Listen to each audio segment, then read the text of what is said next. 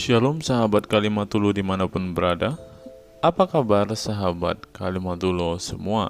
Saya berharap sahabat semua ada dalam keadaan sehat dan selalu di dalam pertolongan Tuhan kita Yesus Kristus. Terus dukung perkembangan channel ini dengan cara like, komen, dan subscribe.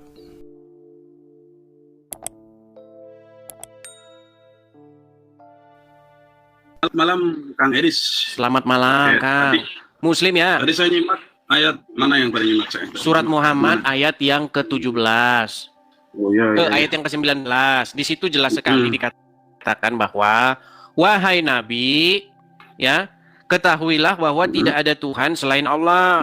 Dan mohonlah ampunan bagi dosamu dan bagi dosa orang-orang mukmin, laki-laki dan perempuan.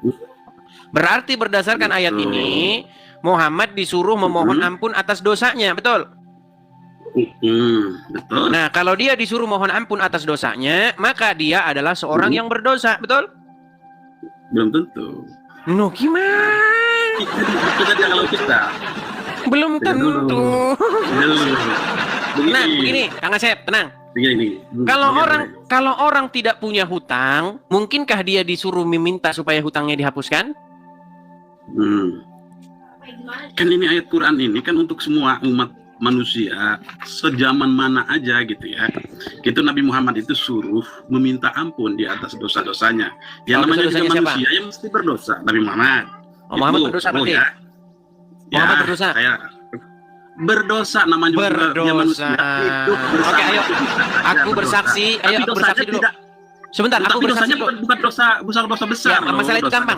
Aku bersaksi, yuk. Kenapa? Aku bersaksi. Wah. Mereka tidak mau mengaku. Aku bersaksi bahwa Muhammad adalah seorang yang berdosa. Ayo, aku bersaksi. Iya, tapi Anda framingnya ke situ aja. Sedangkan di Islam itu kita tidak boleh.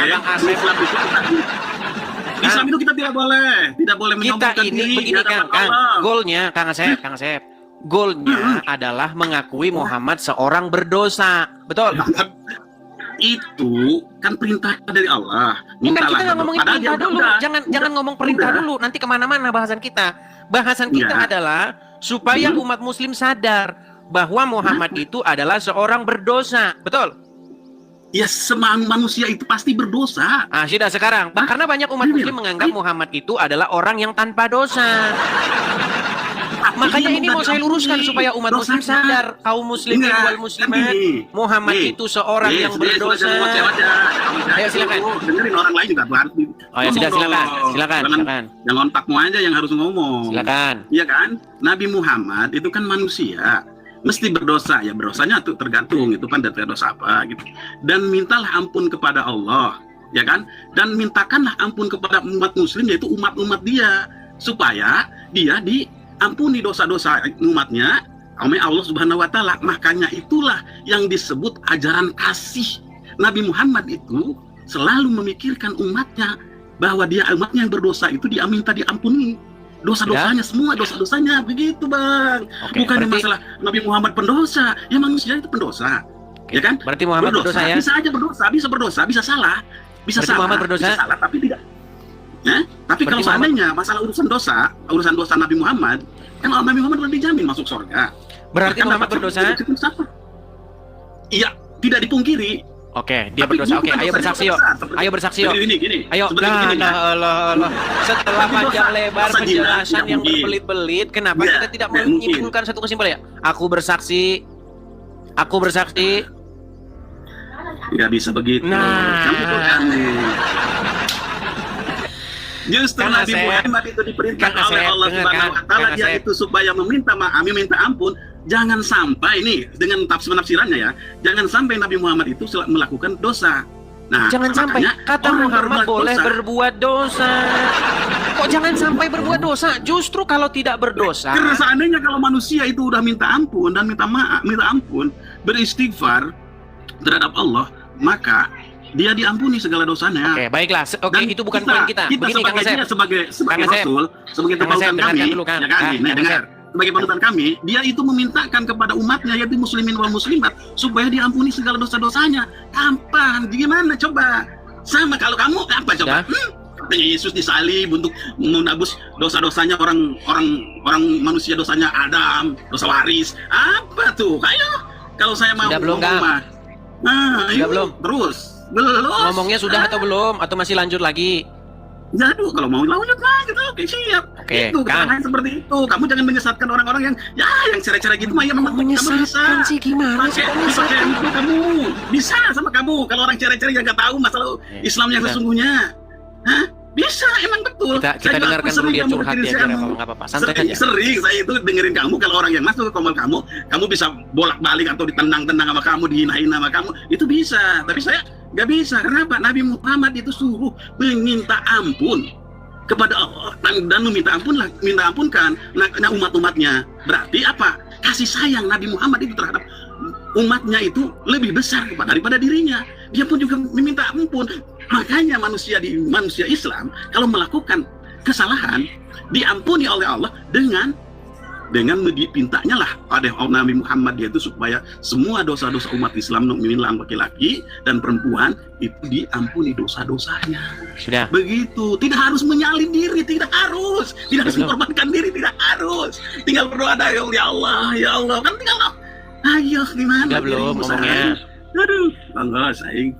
Sudah. Saing sama saya gerak di tahun doi. Baik. Jadi Kang Asep sudah mengakui bahwa Muhammad berdosa.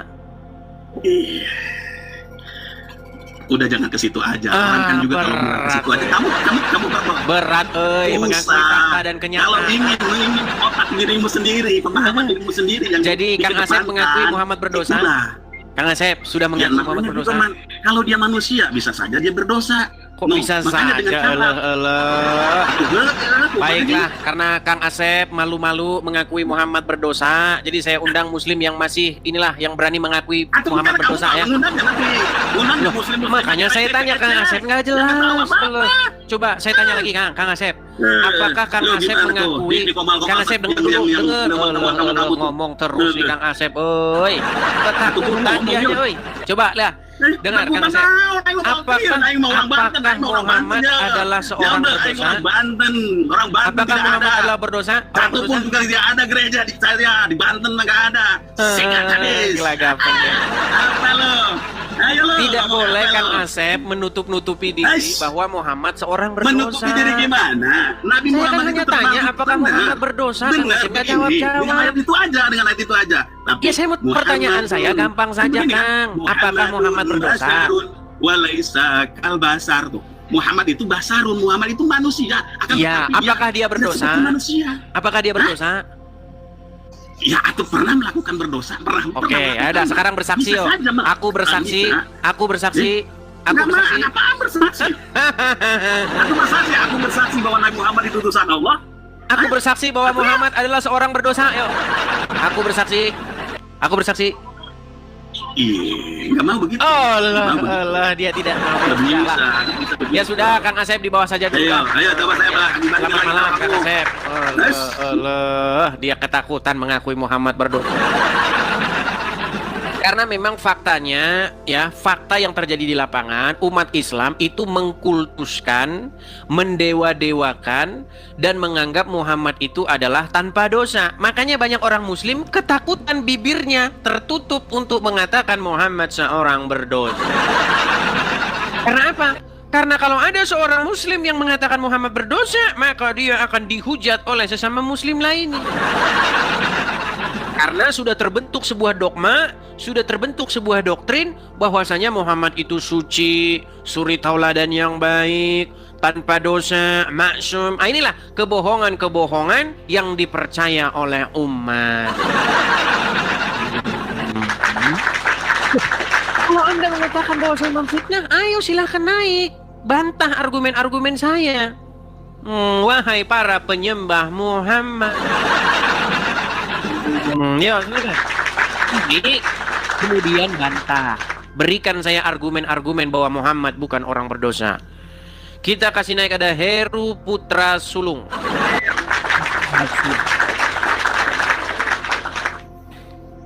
Dominic NTT. Ya, silakan nyalakan kamera Anda.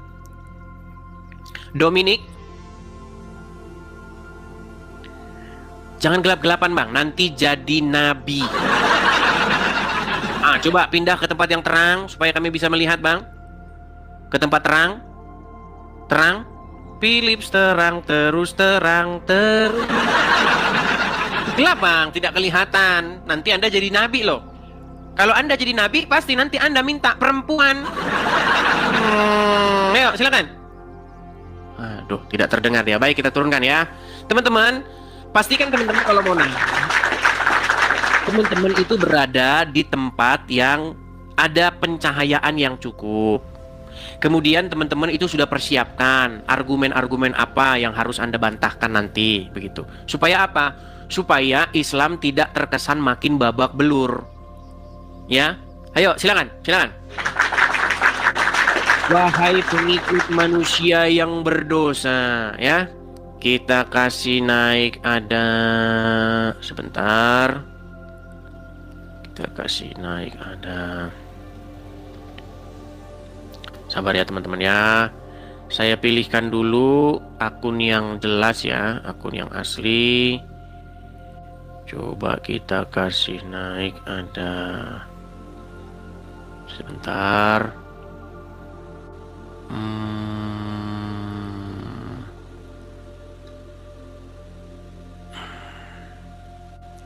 Sabar ya teman-teman ya.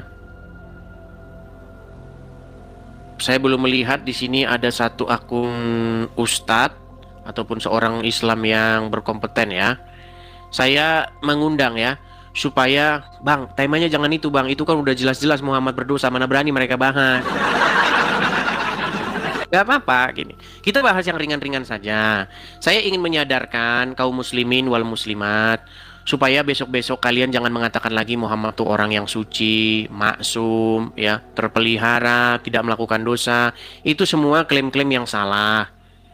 Saya sebagai orang yang sangat mengerti Al-Quran, sebagai orang yang sangat-sangat mempelajari Al-Quran secara mendalam, ingin mengatakan kepada kalian, wahai kaum muslimin wal muslimat, janganlah kalian katakan fitnah kepada Muhammad. Muhammad orang berdosa, kalian bilang bukan berdosa. Sungguh fitnah kalian itu kan keji. Bukankah fitnah itu lebih kejam daripada pembunuhan?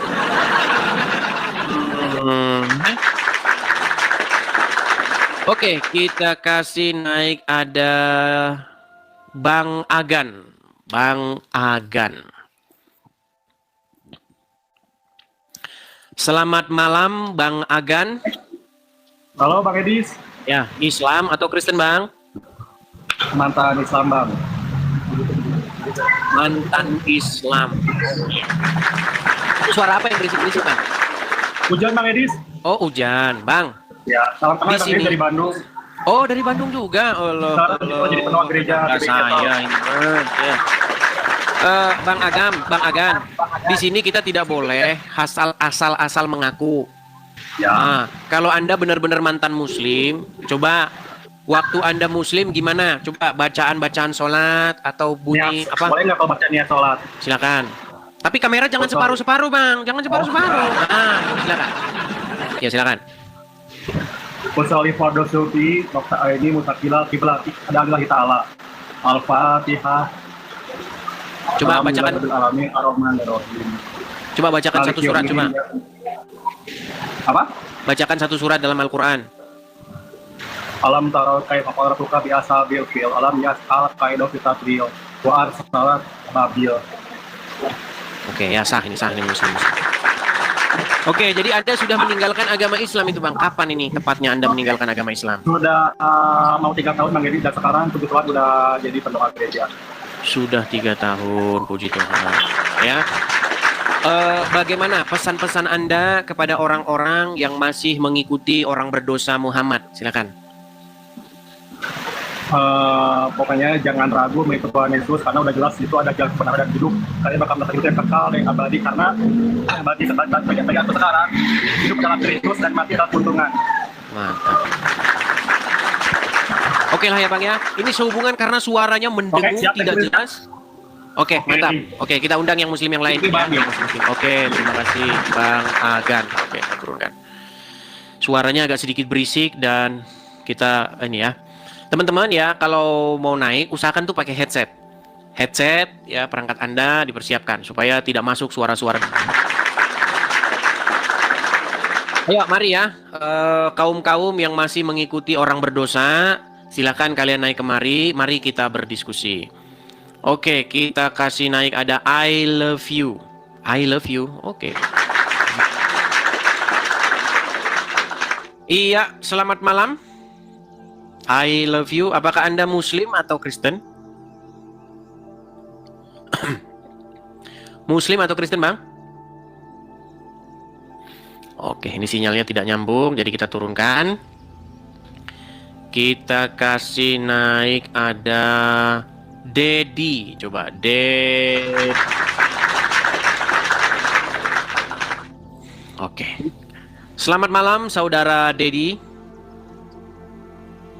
Halo Dedi, apakah Anda mendengar? Dedi? Oke, baik, dia tidak mendengar ya. Kita turunkan. Kita kasih naik ada Ozil. Ozil. Oke, selamat malam saudara Ozil. Makasih. Selamat Bang. Ya, Muslim atau Kristen, Bang? Islam Bang, Islam. Silakan Bang, nyalakan kamera Anda. Mari kita diskusi dengan baik, yuk. Oke Bang, tunggu Bang ya. Saya bantu nyalakan kamera dari sini ya.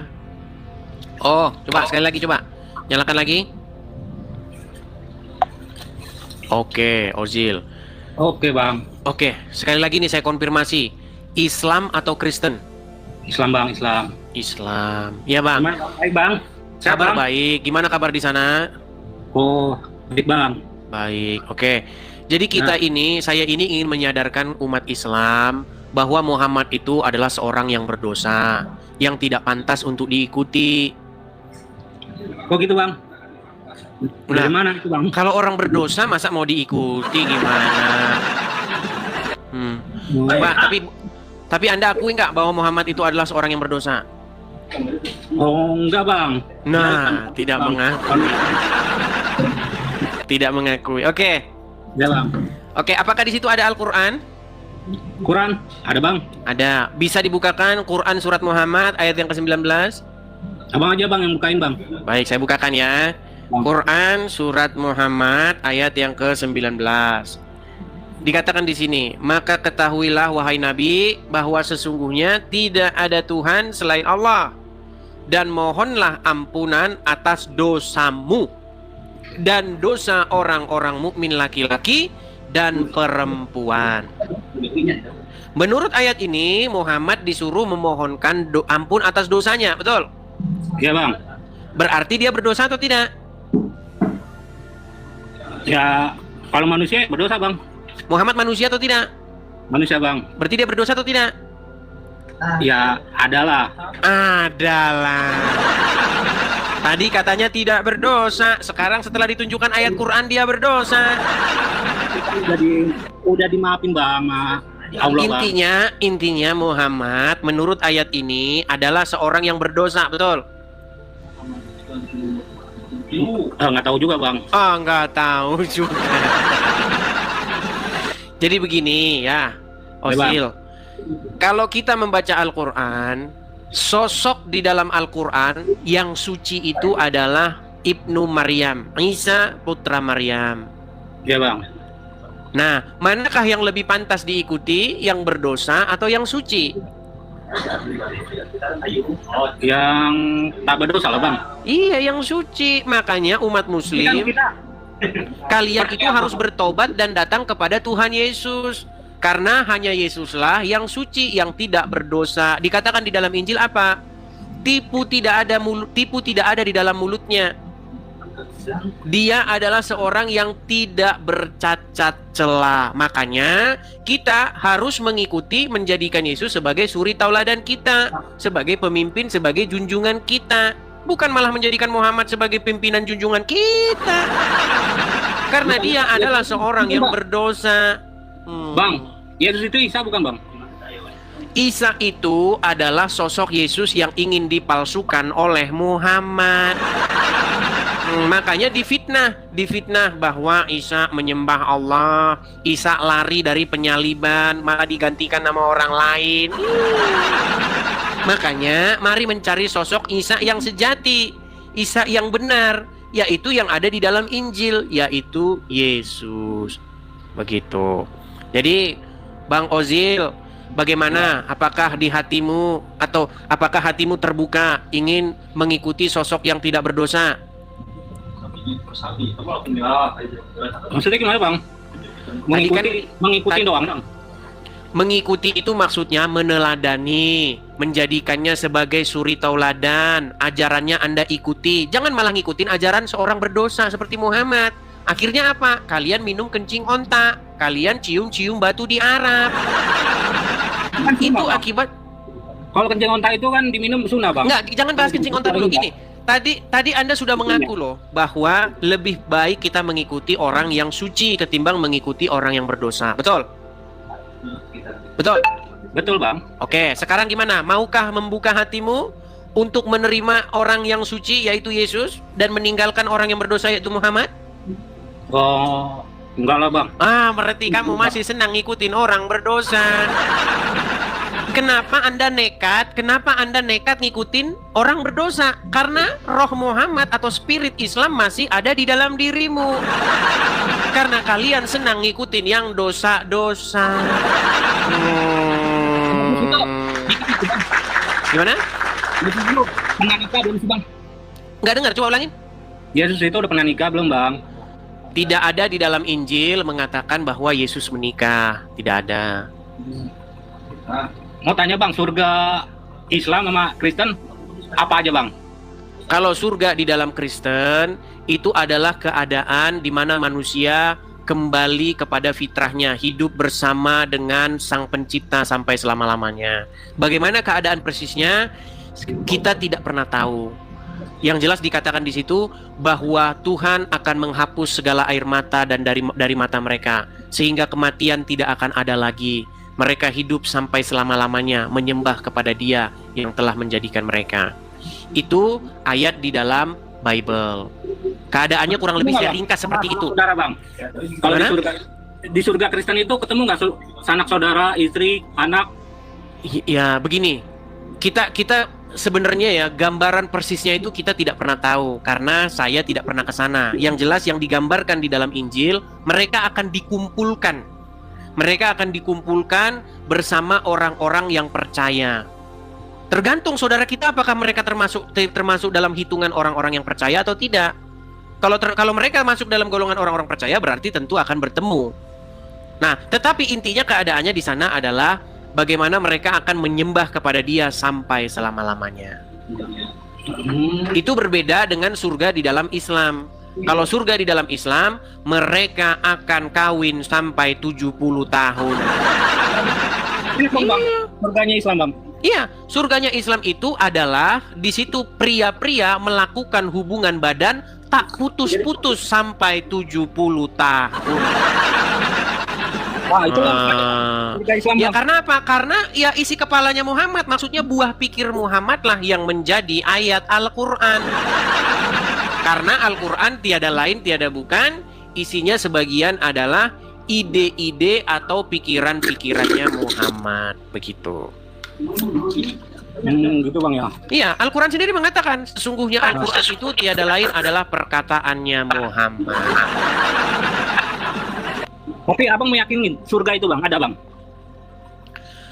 Ya, kalau misalnya Tuhan Yesus tidak bangkit, maka surga itu menjadi omong kosong belaka. Tetapi karena Yesus bangkit, maka apa yang dikatakan tentang Yesus, tentang dunia akhirat, tentang surga, tentang neraka, itu menjadi bisa dipercaya. Begitu. Kebangkitan Yesus itu membuktikan bahwa hal-hal yang kosmik yang demikian itu memang sungguh benar ada. Begitu. Sementara di dalam agama Islam, cerita-cerita surga, neraka, dan hidup akhirat itu hanya dongeng semata. Karena apa? Karena yang menceritakan tentang itu sekarang ada di kuburan. Tapi Islam itu kan udah dijamin bang, surga bang. Tidak benar. Muhammad mengatakan bahwasanya dirinya tidak tahu apa yang akan terjadi terhadap dia, apalagi terhadap pengikutnya. Ada ayatnya dalam Al-Quran. Di dalam surat Al-Ahqaf. Gimana?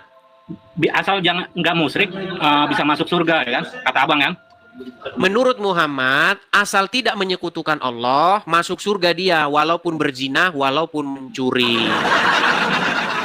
Berarti enak dong bang? Ya enak dalam kesesatan gimana? Apa kata Tuhan Yesus?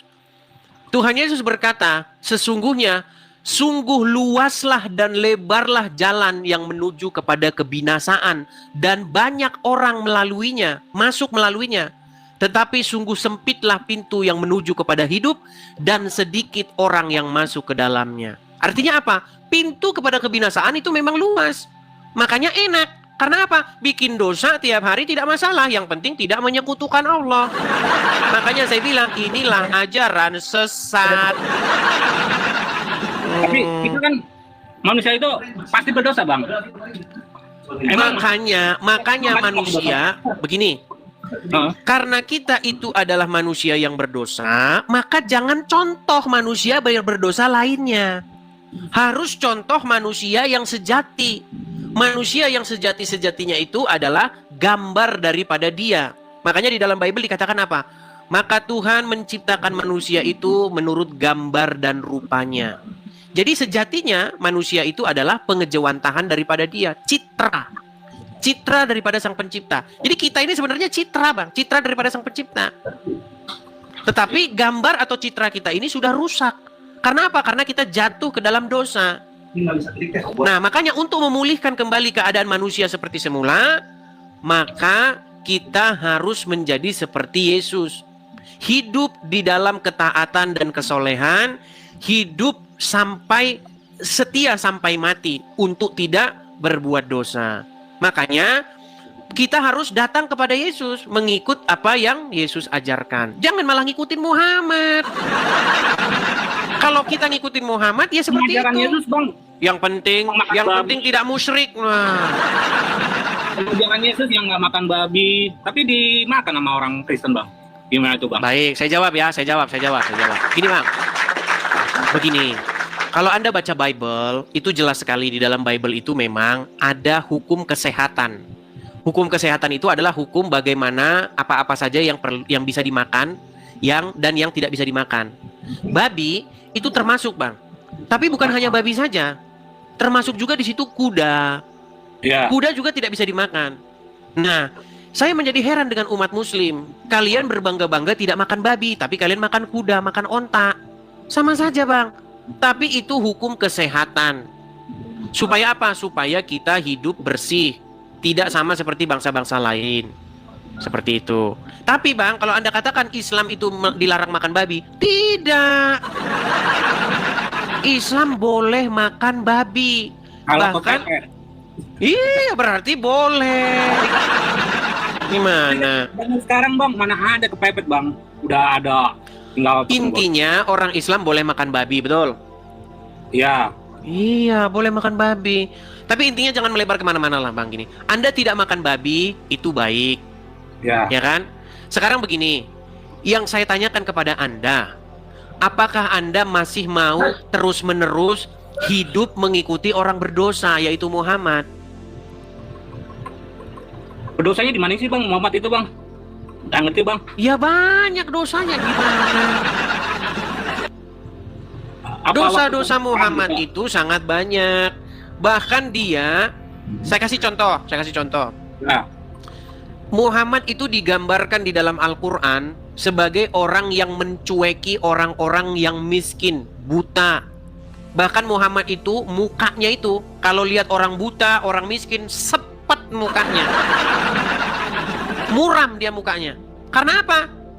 Ya, karena tidak ada duitnya. Gimana? Di dalam surat Abasa, ayat yang pertama, Abasa wa tawalla, telah datang kepadamu seorang buta.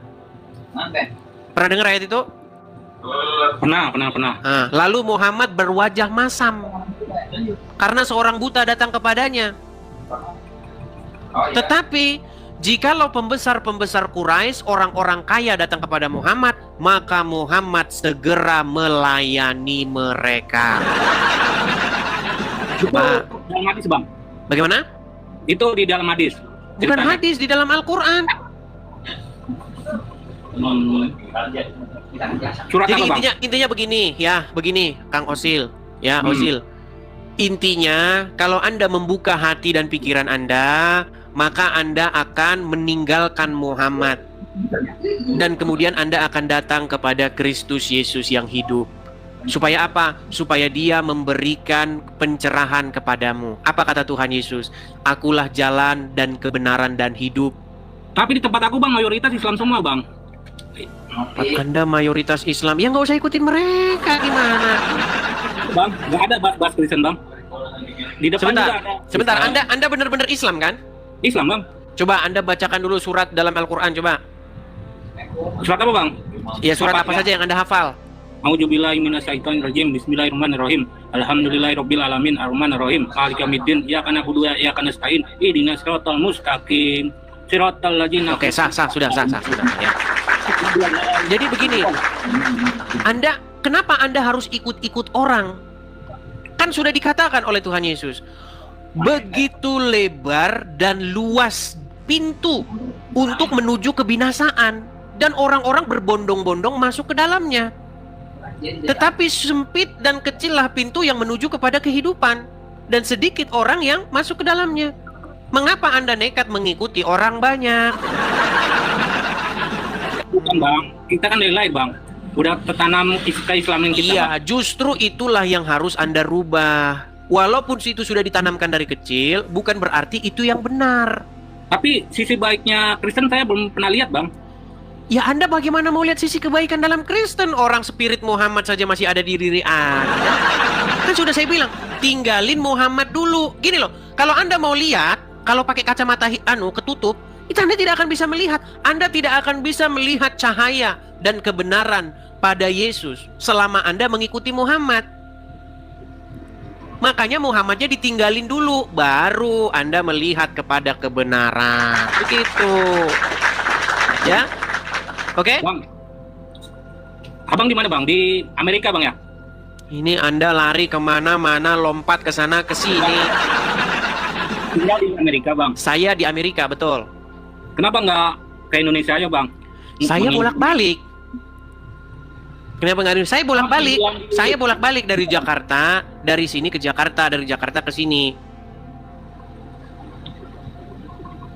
Tapi aku pernah dengar Abang berdebat sama Kristen ya, Bang, ya? Bang, Nah, berdebat itu nyari adalah paham. hal yang biasa. Berdebat itu akan menghasilkan sesuatu kesimpulan mana yang benar. Kenapa terjadi perdebatan? Karena terjadi sebuah beda pandang. Maka dengan adanya perdebatan itu kita ambil positifnya. Yang nggak boleh itu baku hantam. Nggak, kok Kalau bisa baku beda-beda debat, gitu, Bang, ya? Bang, Pendapatnya. saya kasih tahu. Berdebat itu hal yang baik. Yang nggak baik itu adalah baku hantam, saling pukul, itu nggak boleh. Nah, ini spirit inilah yang ada di dalam agama Islam. Kalau ada orang mengajak Islam berdebat, Islam bawaannya apa? Pengen mukul. Enggak lah, Bang. Enggak, itu memang faktanya. Selama ini apa? Ketika agama Islam dipertanyakan, ketika orang mempertanyakan agama Islam, orang Islam ngapain? Demo bersilit-silit di Monas. Alirannya, Bang, beda, Bang. Abang juga alirannya kan beda-beda, Bang. Dikit-dikit darah halal. Kan begitu yang kalian lakukan. Ya? Kayak Abang aja nih alirannya beda-beda, ya kan? Pasti kan Di Islam juga alirannya beda-beda, Bang. iya, kan nggak semuanya, Bang, makanya. Itu kan oknum, Bang. Enggak semua oknum. Oknum kok banyak. Oknum Nah, itu kan- oknum itu 1, 2, 3, 4. Oknum kok semuanya, gimana? Bang, saya pernah dengar ya. Saya pernah berdebat kopi darat begitu. Ya. Itu waktu itu yang menonton sekitar 300 orang Islam. Pada waktu itu, dalam perdebatan itu, lawan debat saya yang muslim itu dia udah keok. Akhirnya apa? Moderatornya malah jadi lawan debat saya. Moderatornya yang harusnya dia menengahi. Karena moderatornya muslim, dia akan membela muslimnya lawan debat saya. Malah dia yang jadi debat dengan saya. Lalu apa kata penonton? Takbir Allah. Buset ini. Masa debat saya diteriakin Allah Akbar? Makanya Bang, mulai dari situ saya tidak mau lagi debat offline dengan muslim. Karena apa? Muslim tidak bisa menerima omongan. Langsung terbakar teriak darah halal. Gimana? Enggak juga, Bang. Iya, enggak juga. Cuman Anda, oknum. Justru yang enggak seperti itu adalah oknum. Nanti kita ngatur, Bang, jangan sampai Oke lah, intinya saya sudah sampaikan itu tadi kepada Anda. Mungkin malam hari ini Anda, makasih Elmantro begini. Mungkin malam hari ini Anda belum bisa menerima itu, tapi nanti satu waktu pasti nanti saya percaya bahwa firman itu tidak akan kembali kepada dia dengan sia-sia, tetapi firman itu akan bekerja di hatimu. Entah kapan itu pasti akan merubah dirimu suatu saat nanti. Besok kalau Anda udah sakaratul maut, pasti Anda akan teringat dengan omongan saya. Iya ya, masa kita ini ngikutin orang berdosa. Oke lah ya gitu ya Bang ya. Hukum saya nggak ngerti, Bang. Benar, Bang. Ya, tinggalin Muhammad dulu. Kalau sudah meninggalkan Muhammad, ada nanti kelas PA, pendalaman Alkitab. Kayak gitu ya. Iya, karena Anda sudah nyaman dengan dosa. Itulah keadaan yang berbahaya. Ya. Oke, kita berikan kesempatan kepada muslim yang lain ya. Makasih, Bang ya. Sama-sama. Saya sama ya. Ya, itulah ya teman-teman ya. Jadi sebenarnya mereka itu sudah mengakui bahwa Muhammad itu orang berdosa. Dan mereka sudah mengakui bahwa Yesus adalah orang yang suci. Masalahnya mereka apa? Mereka tidak mau meninggalkan Muhammad. Karena apa? Karena mereka senang dengan dosa. Iya, karena dalam agama Islam itu kan yang penting tidak menyekutukan Allah. Padahal Allah adalah Tuhan karangan Muhammad juga. Tidak ada nabi-nabi yang terdahulu mereka mengenal Allah. Nggak ada. Nabi siapa yang mengenal Allah? Allah tiada lain adalah Tuhan negeri Mekah yang disembah kaum keluarga Muhammad.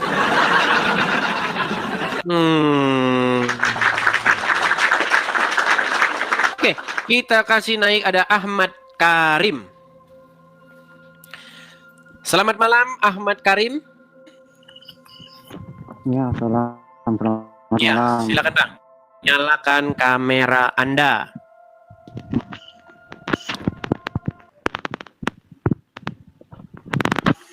Saya tanya dulu Bang, Anda Muslim?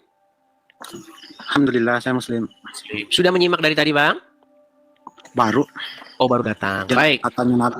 Baik. Bagaimana? Apakah Anda ada niat untuk meninggalkan Muhammad dan datang kepada Yesus? Wah, masa mau telam bulat-bulat Bang, jelasin lah. Kenapa harus tidak? Baik, kita jelaskan ya. Kita jelaskan. Saya mau tanya dulu nih Bang sama Anda. Mana yang lebih pantas untuk diikuti? Seorang yang berdosa atau seorang yang tidak berdosa? Yang tidak berdosa dong. Yang tidak berdosa. Apakah Muhammad seorang yang berdosa? Kalau memang dia berdosa, mana dosanya? Dosa apa yang dia pernah buat? Sebelum ke situ dulu, apakah Muhammad orang yang berdosa? Tidak. Tidak. Baik, saya tunjukkan satu ayat kepada Anda. Karena orang muslim ini teman-teman sudah dididik oleh ustadz-ustadznya. Jangan sampai ketahuan kalau Nabi kita berdosa. Kalau sampai ketahuan Nabi kita berdosa, bubar umat ini. Kalau umat ini bubar, bagaimanalah nasib kita?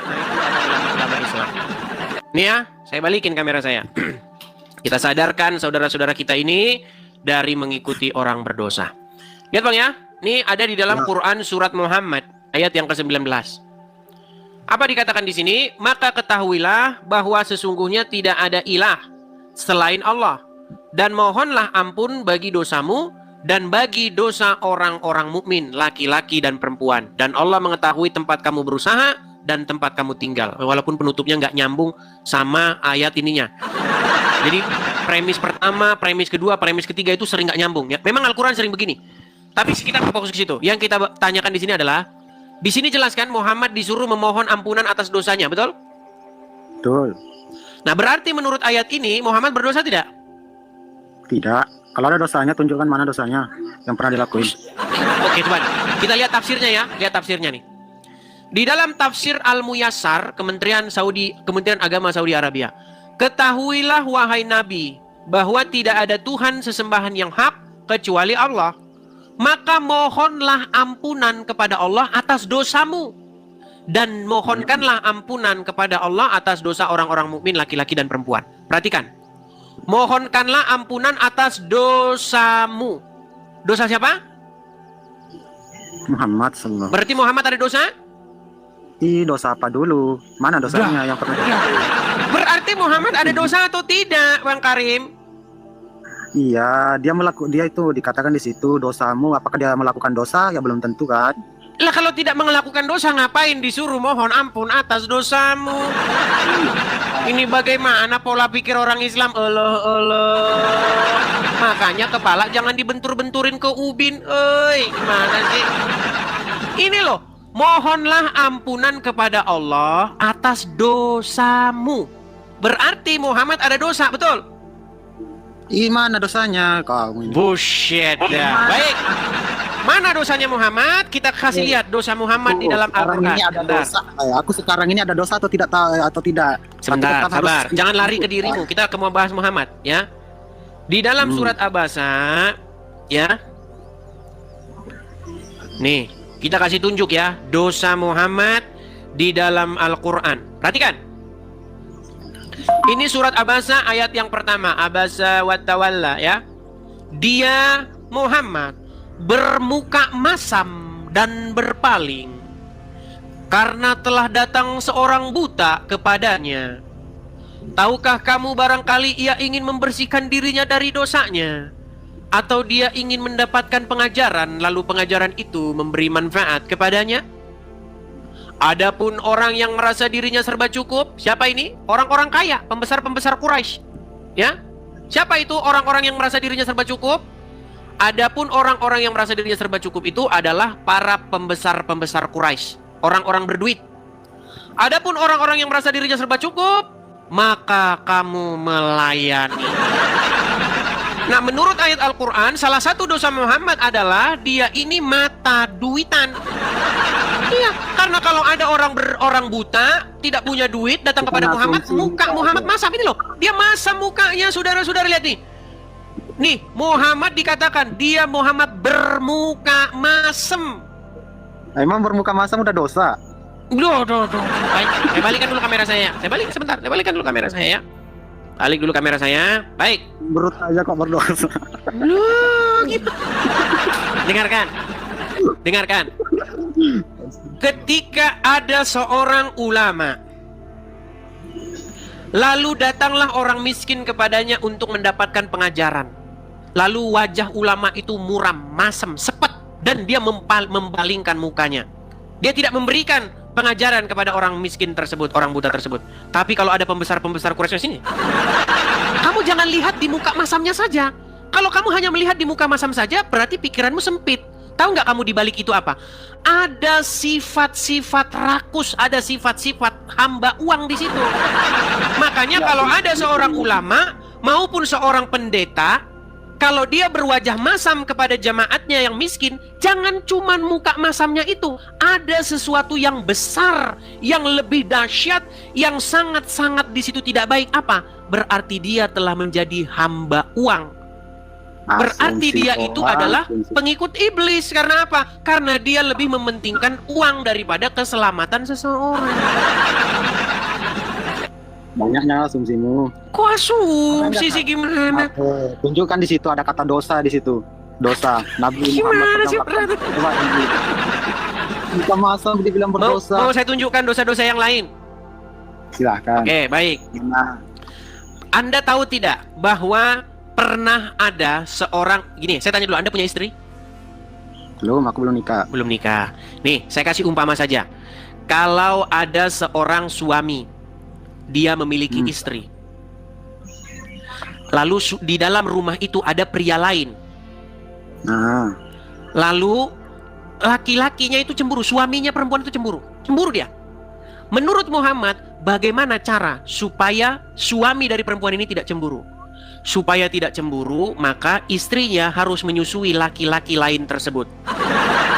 Menurut Anda, sebentar, tenang. Menurut Anda, orang yang menyuruh melakukan seperti itu berdosa atau tidak?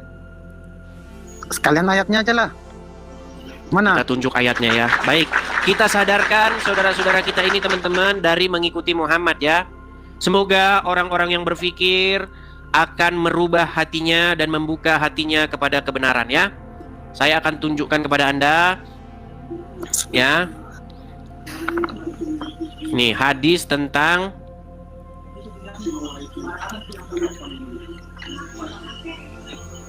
saya balikan ya kameranya. Mengenai hadis Muhammad menyuruh perempuan menyusui laki-laki yang bukan suaminya. Perhatikan. Hadis. Wah, Hadis. Anda tidak percaya lagi dengan hadis? Ada hadis palsu, Bang. Hadis Ada palsu. Hadis Emang semua ada palsu. nggak perkataan hadis semua Baik. dipercaya? Ada nggak?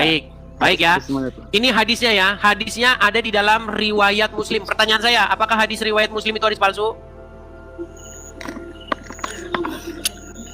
Jangan lari, Bang. Jangan lari. Apakah Enggak. hadis riwayat Muslim itu hadis palsu? Riwayat Muslim. Saya bacakan Sahih ya. atau tidak sahih?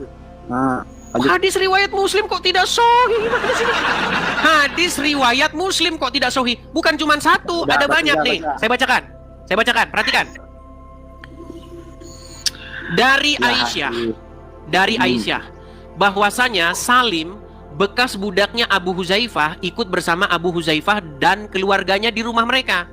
Lalu istri Abu Huzaifah, anak perempuan Suhail, datang kepada Nabi dan berkata, sesungguhnya Salim telah balik dan akalnya pun sebagaimana pada umumnya orang dewasa, dan dia berada di dalam rumah kami. Sedangkan aku menyangka bahwa pada diri Abu Huzaifah, suamiku, ya, ada kecemburuan. Berkenaan dengan hal itu, bagaimanakah yang demikian itu? Nabi menjawab, susuilah dia.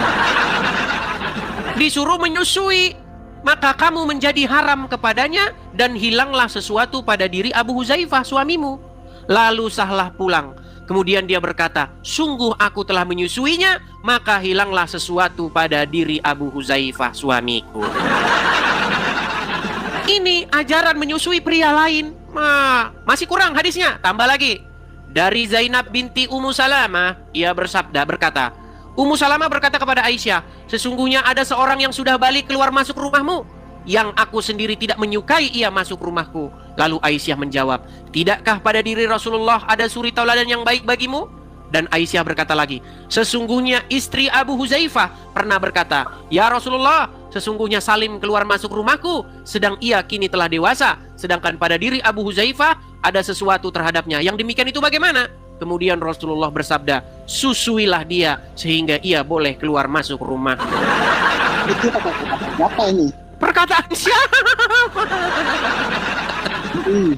Kok perkataan siapa ini? Jelas-jelas hadisnya gimana? Perkataan siapa? Iya, yang nulis siapa? Oke, sebelum Yang- kita tenang. Sebelum kita ke masalah yang nulis siapa, nanti bahasan kita panjang lebar lagi. Saya sudah pernah bilang begini. Jika seorang muslim mempelajari hadis, maka sebentar lagi dia akan panggil tukang loak. Untuk apa? Untuk mengangkat hadis itu dari rumahnya.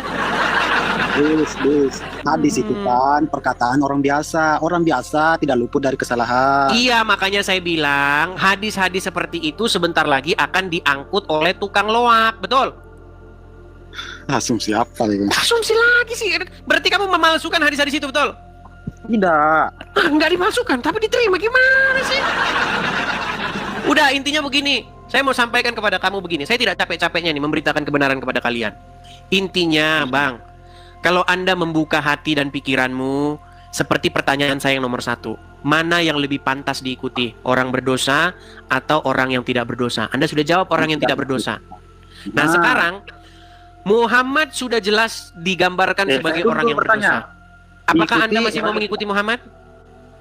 Masih lah. Sungguh nekat yangnya. Oke, kalau begitu coba. Tenang, saya bacakan dulu ayat ini. Dan mereka itu adalah orang-orang yang nekat lagi nyata.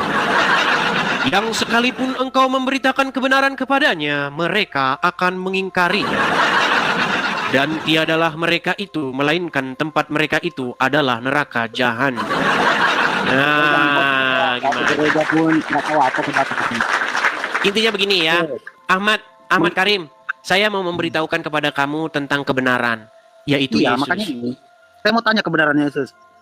Silakan. Yesus tidak diikuti sebagai apa dulu? Kita harus menjadikan Yesus sebagai suri tauladan, pemimpin, junjungan kita.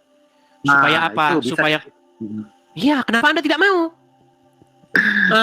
Anda tidak mau. Anda lebih senang ngikutin Muhammad. Karena apa? Karena nanti gampang. Yang penting ucap syahadat.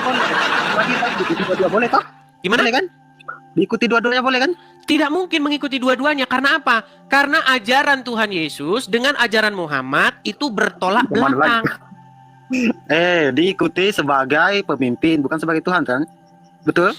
Makanya kalau kita bahas ini lagi, mengikuti sebagai Tuhan, mengikuti sebagai pemimpin, Anda ini termasuk orang-orang yang tidak pernah menonton channel saya. Sebentar, saya kutip nih, saya kutip. Kalau ada seseorang yang mengikuti, taat, patuh, tunduk kepada hawa nafsunya, menurut Al-Quran, maka dia mengikuti hawa nafsu itu sebagai Tuhannya atau tidak? Tidaklah. Baik, saya tunjukkan ayatnya. Anda tidak mengerti maksudnya Tuhan itu apa. Nih, saya tunjukkan Quran surat Al-Jathiyah ayat 23. Kalau Anda mengikuti sesuatu, taat, patuh, dikuasai oleh dia, itu artinya Anda ikuti dia sebagai Tuhan. Gimana ada ini? Nih, sebentar, saya balikin. Anda ini tidak tahu ayat Al-Quran gimana. Mengikuti sesuatu, takluk tunduk kepadanya, itu mengikuti sebagai Tuhan artinya. Nih, surat Al-Jathiyah ayat 23. Coba kamu yang baca. Bacalah, aku kurang fasih membaca ini. Tahukah kamu, wahai Nabi Muhammad, orang yang menjadikan hawa nafsunya sebagai Tuhannya? Makanya tidak diikuti nafsunya. Ya, artinya kalau mengikuti hawa nafsunya, berarti mengikuti hawa nafsunya sebagai Tuhan, betul? Iya. Kalian pun umat muslim mengikuti Muhammad sebagai Tuhan kalian. Makanya jangan ikuti dia, jangan jadikan Muhammad sebagai Tuhanmu. Yang harus dijadikan Tuhanmu itu adalah Yesus. Ya sudah, sekarang gini saja. Intinya, kamu membuat dirimu mengikuti, taat, patuh, tunduk kepada Muhammad. Sehingga kamu sebagai Nabi. Ya, sebagai Nabi. Itu menurut Quran sebagai Tuhanmu. Karena kamu telah memperlakukan dia seperti hawa nafsumu. Ya udah, belajar lagi sana. Nanti lagi ya. Selamat malam. Sama-sama. Semoga kamu tercerahkan suatu saat besok. Profesor Kiai Haji Quraisy Shihab, seorang cendekiawan muslim, terkemuka menekankan pentingnya memilih ustadz yang tidak memaki-maki dalam dakwahnya. Quraisy Shihab mengingatkan bahwa dakwah adalah ajakan kepada kebaikan yang harus disampaikan dengan cara yang baik pula. Ia menekankan pentingnya mencontoh akhlak Nabi Muhammad SAW yang selalu lemah lembut dalam menyampaikan ajaran Islam. Mengutip sabda Nabi Muhammad, barang siapa yang beriman kepada Allah dan hari akhir, hendaklah ia berkata baik atau diam. Ayahanda presenter Nasyo Shihab menegaskan bahwa ini adalah pedoman penting bagi para pendakwah. Kata-kata yang baik dan penuh hikmah lebih efektif dalam menyentuh hati dan menggerakkan orang untuk berubah ke arah yang lebih baik. Dalam dakwah, seringkali ditemukan penceramah yang menggunakan kata-kata yang keras dengan alasan untuk menegur atau mengingatkan umat. Namun, Profesor Quraisy Shihab mengingatkan bahwa cara ini justru bisa menimbulkan antipati dan menjauhkan orang dari ajaran agama Islam yang seharusnya penuh kasih sayang dan rahmat. Menukil Islam.co, Quraisy Shihab menjelaskan, hal yang menarik ketika ditanya seseorang terkait kriteria ustadz yang tepat untuk dijadikan panutan atau sebagai penceramah. Mantan rektor lain, sekarang UIN, Syarif Hidayatullah Jakarta, ini menjelaskan dengan penuh kasih ibarat seorang bapak menasihati anaknya. Pilihlah ustadz yang menganut paham moderat. Anda tidak akan mendengar makian tutur mantan Menteri Agama ke-16 masa Presiden Soeharto ini.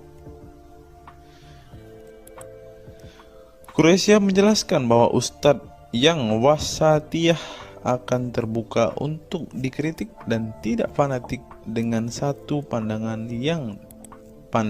dan menilai pandangan yang orang lain salah. Quraisy menjelaskan bahwa ustadz wasatiyah akan terbuka untuk dikritik dan tidak fanatik dengan satu pandangan dan menilai pandangan orang lain salah. Ustadz yang wasatiyah memahami bahwa jalan menuju agama itu besar dan memiliki jalan-jalan kecil untuk menuju jalan besar itu. Karena dalam rincian ajaran agama yang Tuhan tanyakan adalah hasilnya, misalnya 5 tambah 5, 10, tapi bisa juga 7 tambah 3, lanjutnya. Salah satu ciri ustadz yang wasatiyah menurutnya adalah berpengetahuan luas. Ustadz yang berpengetahuan luas akan mampu menilai dan menghargai suatu pendapat, sedangkan ustadz yang sempit pengetahuannya akan mudah menyalahkan. Semakin luas pengetahuan seseorang, semakin besar toleransinya. Semakin sempit, semakin bodoh tandasnya. Nah, teman-teman muslim, silahkan kalian memilih ustadz yang modelnya seperti ini. Karena ustadz yang berilmu itu seperti yang dikatakan oleh Bapak Quraisy Shihab ini, bahwa mereka pasti adalah orang yang sangat toleransi. Tetapi jika ustadzmu kamu dapati tidak bisa bertoleransi atau orang yang intoleran, maka mereka bisa dikatakan ustadz yang BODOH, kata Quraisy Shihab. Nah, pertanyaannya adalah, apakah Zuma termasuk standar ustadz yang baik atau ustadz yang toleran? Mari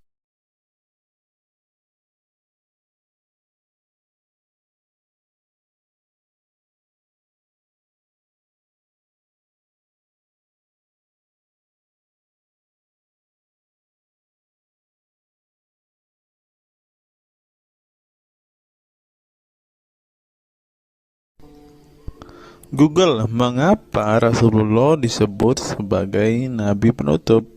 Apa alasannya? Alasannya mengapa Nabi SAW disebut Rasul terakhir adalah karena Allah SWT telah menunjukkan langsung sebagai penutup para nabi dan rasul. Hal ini tercantum dalam Al-Quran yang merupakan firman Allah. Di sini dituliskan, mengapa Muhammad atau Nabi SAW disebut Nabi terakhir? Mari kita baca ya. Katamul Anbiya merupakan salah satu julukan Nabi Muhammad yang berarti penutup para nabi. Sesuai dengan firman Allah SAW dalam surat Al-Ashab ayat 40 yang berbunyi, artinya Muhammad itu sekali-sekali bukanlah bapak dari seorang laki-laki di antara kamu, tetapi dia adalah Rasul Allah dan penutup nabi-nabi, dan adalah Allah Maha mengetahui segala sesuatu. Nabi Muhammad SAW merupakan nabi terakhir yang Allah utus untuk menyempurnakan agama-agama sebelumnya. Al-Quran merupakan kitab Allah yang menyempurnakan kitab-kitab sebelumnya, sehingga tidak perlu ada kitab lain karena Al-Quran merupakan kitab Allah yang menyempurnakan kitab-kitab sebelumnya, sehingga tidak perlu ada kitab lain karena Al-Quran sebagai kitab terakhir. Maka dapat diartikan bahwa tidak ada lagi nabi setelah Nabi Muhammad SAW. Nabi Muhammad SAW sebagai nabi terakhir juga didukung dengan dalil lainnya, yaitu surat Al-Sab 61 ayat 6. Dan ingatlah ketika Isa bin Maryam berkata, "Hai Bani Israel, sesungguhnya aku adalah utusan Allah kepadamu, membenarkan kitab sebelumku, yaitu Taurat, yang memberikan kabar gembira dengan datangnya seorang Rasul yang akan datang sesudahku, yang namanya Ahmad, dalam tanda kurung Muhammad." Menurut Syekh Al-Zairi dalam kitab Al-Jawahir dan Al-Kalamiyah. Alasan kenapa Nabi Muhammad SAW dijadikan Nabi terakhir adalah hikmah terputusnya para Nabi itu untuk menyeru umat manusia agar beribadah kepada Allah, menunjukkan mereka ke jalan yang lurus dalam urusan kehidupan duniawi dan ukhrawi, memberitahu kepada mereka tentang hal-hal yang tidak dapat dicapai oleh penglihatan mereka, dan memberitahu keadaan yang pemikiran mereka belum sampai, dan menetapkan dalil yang meyakinkan serta menghilangkan syubhat keserupaan yang tidak benar. Adapun hubungan dakwah Nabi Muhammad SAW dengan nabi-nabi terdahulu ialah terbangun atas dasar sebagai penguat dan penyempurna dakwah nabi-nabi sebelumnya. Oleh karena itu, semua para nabi selalu dibangun atas dasar dua pondasi utama, yaitu akidah, syariat, dan akhlak. Dari segi kaidah, dari segi akidah, semua ajaran yang dibawa oleh para nabi, mulai dari Nabi Adam alaihissalam sampai Muhammad SAW, adalah sama.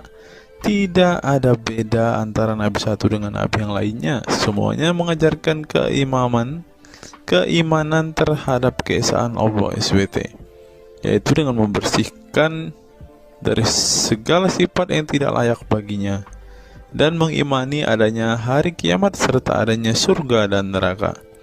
Maka dari itu, semua para nabi menyerukan kepada kaumnya masing-masing antara dasar iman kepada Allah, dan semua para nabi setelahnya saling membenarkan ajaran yang telah dibawa oleh para nabi sebelumnya.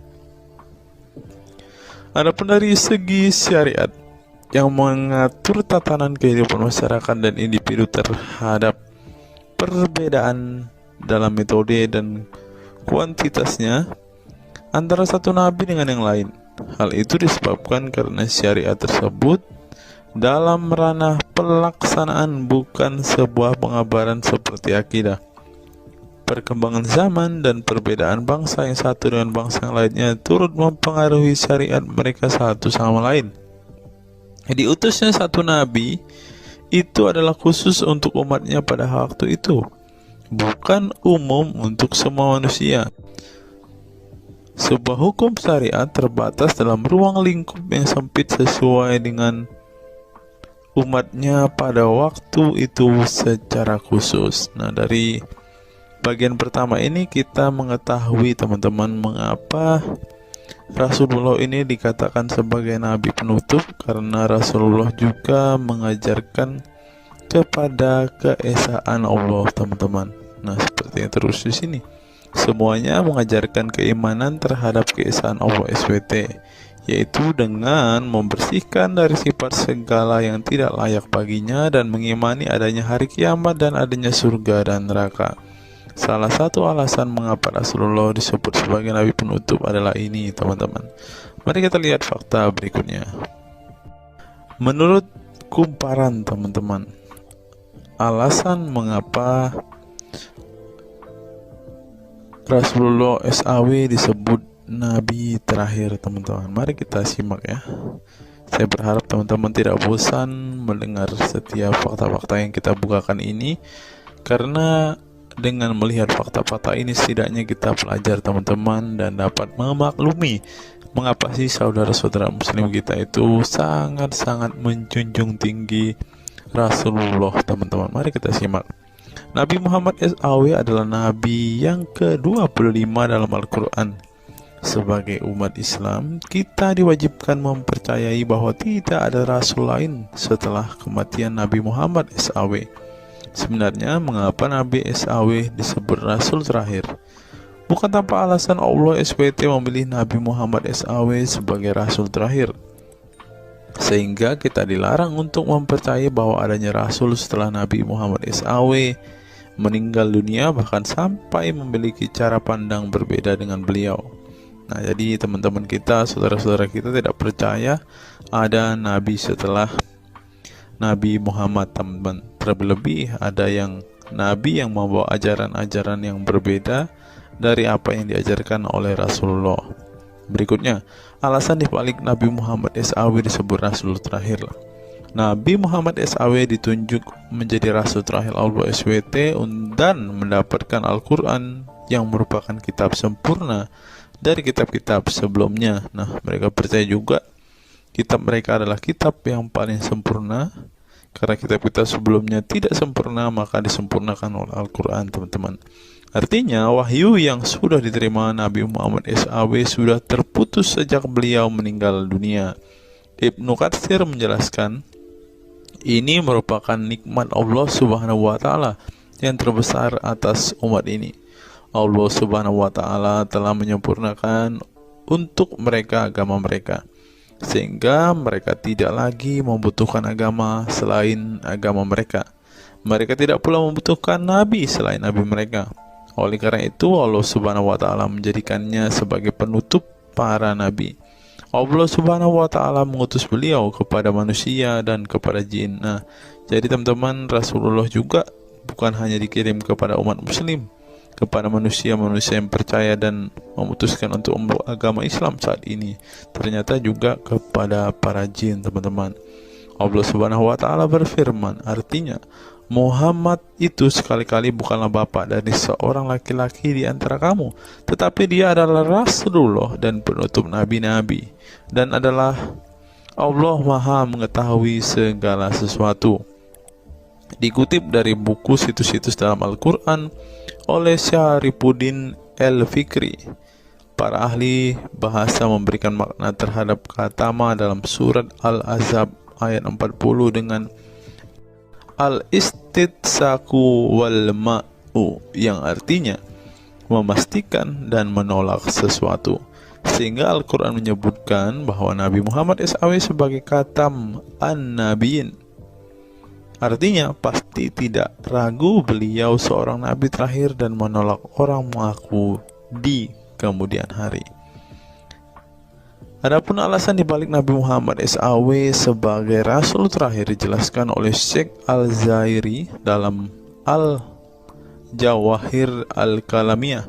Sebenarnya Nabi kita Muhammad dikatakan sebagai penutup para nabi itu hanya karena sesungguhnya hikmat terputusnya para nabi itu menyeru umat manusia agar beribadah kepada Allah, menunjukkan mereka ke jalan yang lurus dalam urusan kehidupan duniawi dan ukhrawi, memberitahu kepada mereka tentang hal-hal yang tidak dapat dicapai oleh penglihatan mereka, dan memberitahu keadaan yang pemikiran mereka belum sampai, dan menetapkan dalil yang meyakinkan serta menghilangkan syubhat-syubhat keserupaan-keserupaan yang tidak benar. Karena itu, umat manusia tidak memerlukan lagi kepada nabi sesudah Nabi Muhammad, sebab syariatnya telah mencapai batas kesempurnaan. Dan dari alasan inilah tampak jelas tentang rahasia terusnya beliau untuk seluruh umat manusia, dan keberadaan beliau sebagai manusia yang paling utama dalam segi fisik serta halaknya. Demikianlah penjelasan singkat mengenai Nabi Muhammad SAW sebagai Rasul terakhir. Semoga dengan mengetahuinya dapat menambah meneladani beliau sebagai sosok yang sempurna. Yang perlu diingat, jangan menghujat ya teman-teman.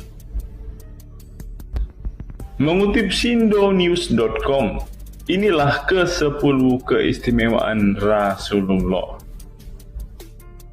Yang pertama, air liur Rasulullah menjadi obat.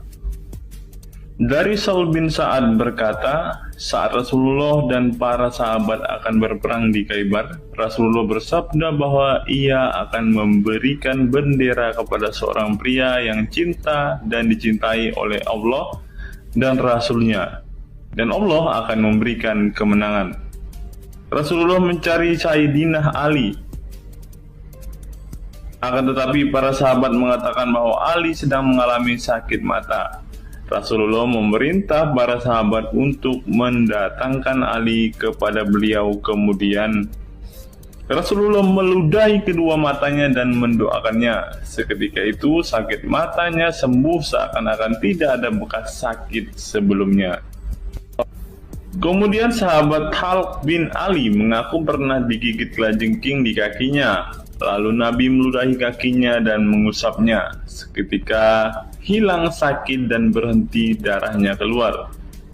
Khalid bin Ali mengatakan, aku digigit oleh kalajengking ketika aku di dekat Nabi Muhammad, lalu beliau meludahi kakiku dan mengusapnya. Yang kedua, rambut beliau membawa berkah. Sahabat Khalid bin Walid radhiyallahu anhu tak pernah kalah di medan perang. Di setiap perang, Khalid selalu meraih kemenangan dan membuat nyali musuh ketakutan. Ternyata penyebabnya tak lepas dari keberkahan rambut Nabi Muhammad yang selalu dia bawa ketika perang. Rambut beliau juga dijadikan sebagai obat bagi orang sakit. Yang ketiga, keringat Nabi Muhammad menjadi minyak wangi. Anas bin Malik menceritakan keberkahan keringat Nabi Muhammad sebagai minyak wangi. Beliau mengatakan, Nabi masuk ke rumah kami dan beliau qailullah, tidur siang di tempat kami. Ketika tidur itu, Nabi berkeringat, kemudian ibuku datang membawa botol dan keringat Nabi Muhammad ditampung ke dalam botol itu. Kemudian ketika Nabi bangun dari tidurnya, beliau bertanya kepada ibuku, wahai Ummu Sulaim, apa yang sedang engkau perbuat? Ummu Sulaim mengatakan, ini keringatmu wahai Rasulullah, aku jadikan minyak wangi dan ini adalah minyak wangi yang paling wangi. Yang keempat, tidak memiliki bayangan. Asyadid Muhammad bin Alawi Al-Maliki dalam kitabnya Mafahim Yazib Antus Hahaha menyebut di antara kekhususan Nabi Muhammad adalah tidak memiliki bayangan. Karena memang beliau adalah cahaya dan cahaya tidak pernah memiliki bayangan. Nabi tidak memiliki bayangan meskipun ada sinar matahari. Ini didukung oleh doa Nabi yang meminta kepada Allah untuk dijadikan sebagai cahaya. Hal ini disebutkan oleh Imam Muslim dalam hadis yang menjelaskan tentang bacaan Nabi dalam doa sujudnya. Ya Allah, jadikanlah di dalam hatiku cahaya, di pendengaranku cahaya, dalam penglihatanku cahaya, di sebelah kananku cahaya, di sebelah kiriku juga cahaya, di depanku cahaya, dan di belakangku cahaya, serta di atasku cahaya, juga di bawahku cahaya, dan jadikanlah untukku cahaya. Dalam riwayat lain juga disebutkan, jadikanlah aku cahaya. Yang kelima, tidak pernah menguap. Dalam kitab Al-Qashais Al-Kubra, Imam Asyuyuti menyebutkan riwayat Nabi Muhammad yang sepanjang hayat tidak pernah menguap. Ditakris oleh Imam Al-Bukhari dalam kitabnya Al-Tariq dan juga Ibnu Abi Saibah dalam Musannafnya, dan dari Isa Ibnu Sa'ad dari Yazid bin Al-Asham, beliau berkata bahwa Nabi Muhammad tidak pernah menguap sama sekali. Yang keenam, hati beliau tidak pernah tidur. Keistimewaan lainnya adalah kedua mata beliau tertidur, namun tidak demikian dengan hati beliau. Suatu waktu Nabi Muhammad pernah ditanya oleh istrinya Sayyidah Aisyah tentang tidurnya selepas sholat witir. Wahai Rasulullah, apakah engkau tidur setelah sholat witir? Beliau menjawab, betul Aisyah, sesungguhnya mataku tertidur dan tetapi hatiku tidak pernah tidur. Ini sejalan dengan apa yang disebutkan beliau bahwa para nabi tidaklah tidur kecuali hanya mata mereka saja yang terpejam. Hati mereka tidak pernah tidur dari berzikir kepada Allah Ta'ala. Dan begitu juga para nabi tidur hanya matanya saja, sedangkan hatinya tidak pernah tidur. Yang ketujuh, jubah beliau sembuhkan orang sakit. Asma bintu Abu Bakar radhiyallahu anhu bertaburuk dengan jubah Nabi. Dari Abdullah bin Kaisan berkata, diperlihatkan kepadaku sebuah jubah tayalisah dari Kisra dan kerahnya berbahan dibaj. Juga Kedua sisinya dijahit dengan dibaj. Asma berkata kepada budaknya, "Wahai Abdullah, jubah ini dahulu ada pada Aisyah hingga ia wafat. Setelah Aisyah wafat, aku pun mengambilnya. Dulu Rasulullah sering memakai jubah ini. Kami pun biasa mencuci jubah ini dengan air untuk menyembuhkan orang yang sakit." 8. Darah bekam Nabi diminum sahabat. Darah Rasulullah benar-benar barokah. Sahabat Abdullah bin Zubair radhiyallahu anhu pernah meminum darah Nabi. Diceritakan Abdullah datang kepada Rasulullah ketika beliau sedang berbekam. Setelah Rasulullah selesai, maka beliau memberikan darah berbekam itu sambil berkata, "Pergilah dan sembunyikan darah ini dari manusia." Maka aku pergi dan meminum darah itu. Selepas itu aku mendatangi Rasulullah kembali. Lalu Rasulullah bertanya, "Apa yang kamu lakukan?" Abdullah menjawab, "Aku sudah sembunyikan darah itu di tempat yang tidak boleh dilihat oleh manusia." Baginda Nabi berkata lagi, "Jangan-jangan kamu telah meminumnya?" Beliau menjawab, "Ya, aku telah meminumnya, wahai Rasulullah." Setelah meminum darah itu, Nabi Muhammad berkata kepada Abdullah, "Sungguh engkau telah menjaga dirimu dari api neraka." Yang ke-9, tidak pernah ihtilam atau dalam tanda kurung mimpi basah. Ihtilam adalah keluarnya air mani karena sebab mimpi atau fantasi. Di Indonesia sering disebut dengan mimpi basah. Dan itu tidak pernah terjadi pada Nabi Muhammad. Dalam kitab hadis Al-Mu'jam Al-Kabir, Imam At-Tabarani mengeluarkan sebuah riwayat dari Ibnu Abbas bahwasannya Nabi Muhammad tidak pernah ihtilam atau mimpi basah. Yang ke-10 yang terakhir, teman-teman, dapat melihat dan mendengarkan ringkihan langit. Dari sahabat Abu Jar, Nabi Muhammad bersabda, "Sesungguhnya aku melihat apa yang kalian tidak lihat, dan aku mendengar apa yang kalian tidak dengar, ringkihan langit. Dan memang pantas langit bersuara ringkih, karena di setiap jarak 4 jari di langit ada malaikat yang menaruh keningnya dan sujud kepada Allah. Demi Allah, seandainya kalian mengetahui apa yang aku ketahui, kalian akan sedikit tertawa dan banyak menangis." Keistimewaan lain dari Nabi Muhammad disebutkan ketika beliau buang air tidak ada bekasnya sama sekali. Dalam kata lain, semua kotoran beliau ditelan bumi, tak sedikit pun yang tertinggal. Beliau juga mampu melihat ke belakang dengan jelas sebagaimana beliau melihat ke depan. Itulah ke-10 keistimewaan Nabi Muhammad yang juga menjadi bukti kenabian beliau. Rasulullah adalah manusia sebagaimana umatnya, akan tetapi Allah menjadikan beliau sebagai manusia yang tidak seperti manusia pada umumnya.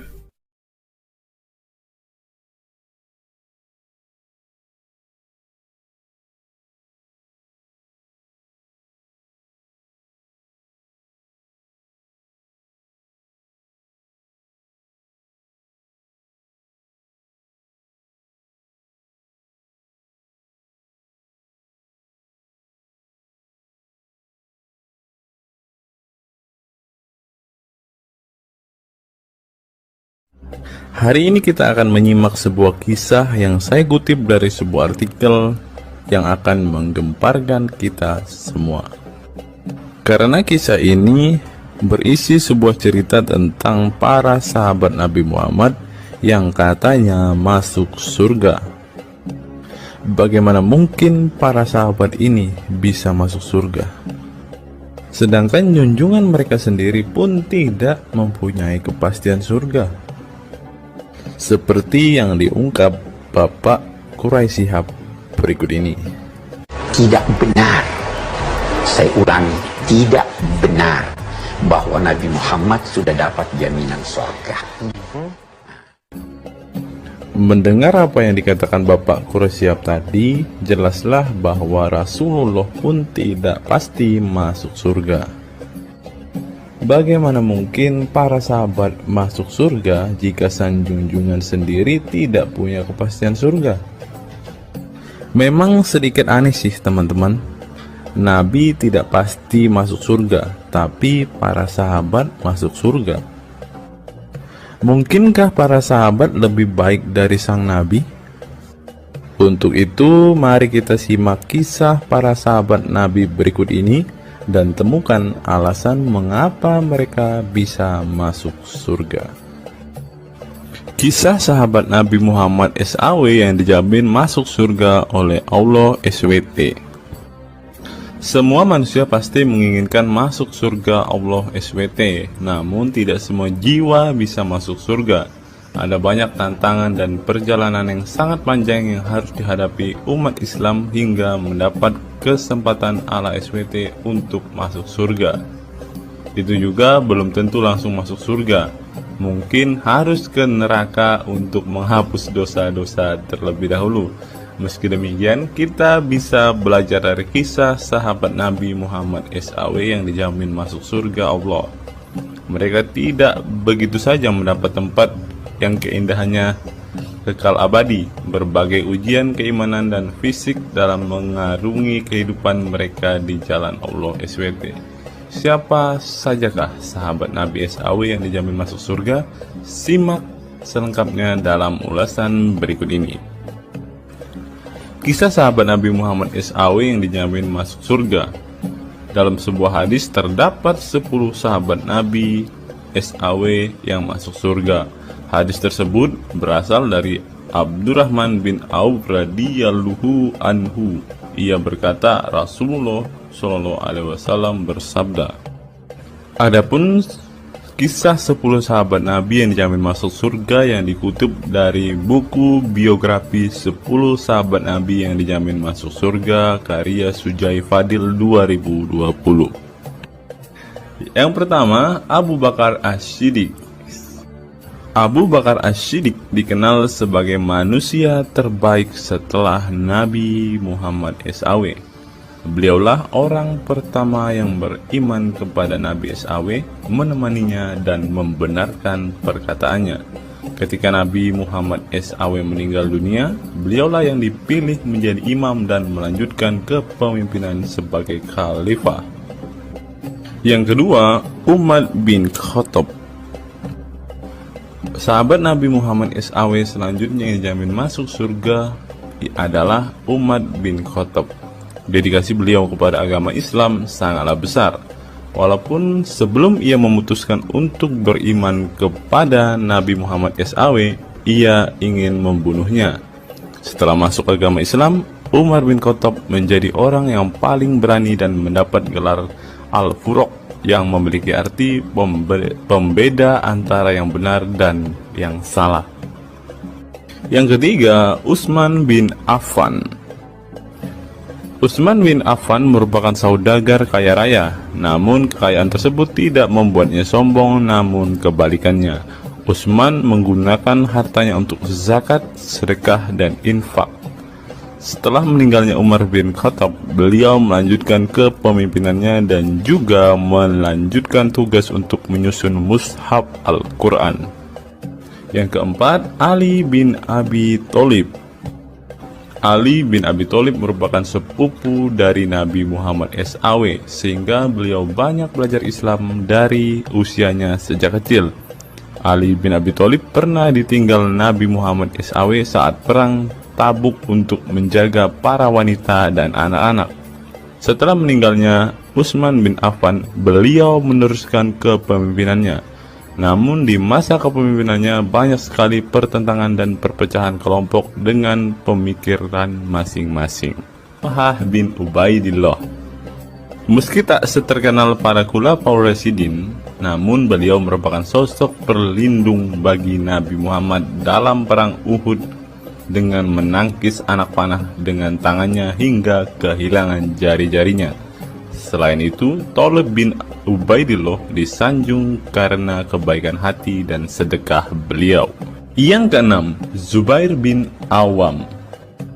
Zubair bin Awam merupakan orang pertama yang berani mencabut pedangnya di jalan Allah SWT saat ia menduga ada orang musyrik yang sewenang-wenang kepada Nabi Muhammad SWT. Perjuangannya untuk masuk ke Islam tidaklah mudah. Beliau sempat disiksa oleh pamannya sendiri agar tidak mengikut Nabi Muhammad SAW.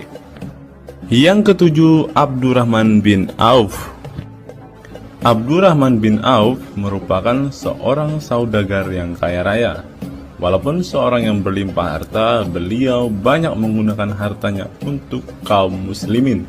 Ketika mendengar bahwa dirinya akan masuk surga, Abdurrahman bin Auf khawatir apakah layak masuk surga dan merasa dirinya bukanlah siapa-siapa. Yang kedelapan, Sa'ad bin Abi Waqqas. Sa'ad bin Abi Waqqas merupakan paman Nabi Muhammad SAW dari ibunya. Ketika mendengar Islam di Mekah, Sa'ad langsung menghampiri Nabi Muhammad SAW untuk beriman kepada Allah SWT dan Rasulnya. Sa'ad bin Abi Waqqas merupakan orang pertama yang meletakkan anak panah di jalan Allah SWT. Beliau juga dipilih menjadi komandan perang Qadisiyah dan diangkat menjadi gubernur Kufah di masa kepemimpinan Utsman bin Affan. Yang kesembilan, Sa'id bin Zaid. Apabila seseorang yang mampu membuat Umar bin Khattab yang keras bisa masuk ke dalam Islam, beliau adalah Sa'id bin Zaid dan istrinya Fatimah bin Khattab. Beliau mengadakan pertemuan di Darul Arqam dan sebelumnya menyampaikan dakwah di dalamnya. Sa'id bin Zaid tidak pernah absen dari peristiwa penting dan peperangan bersama Nabi Muhammad SAW kecuali di perang Badar. Yang ke-10, Abu Ubaidah bin Jarrah. Abu Ubaidah bin Jarrah merupakan seorang sahabat Nabi Muhammad yang lemah lembut namun cekatan. Beliau termasuk salah satu generasi pertama yang masuk Islam. Ketika perang Uhud, dua gigi depannya copot, malah tampilan dirinya makin bagus. Giginya ompong dikarenakan ia mencabut dua rantai yang masuk melalui lubang kancing topi besi di wajah Nabi Muhammad SAW karena terkena tebasan. Dari 10 kisah tadi, semua sahabat Nabi itu terkenal dengan perbuatan baiknya. Apakah standar umat muslim masuk surga adalah dengan berbuat baik? Perbuatan baik tentu tidak dapat menyelamatkan. Seorang ustadz pernah berkata seperti ini. Mengantarkan kita masuk ke surga, itu bukan amal perbuatan kita. Kita semua masuk ke dalam surga Allah kelak itu lantaran mendapat anugerah dari Allah dan mendapat rahmat dari Allah. Jadi bukan karena amal ibadah kita. Apa tanggapan teman-teman setelah menyimak kisah ini?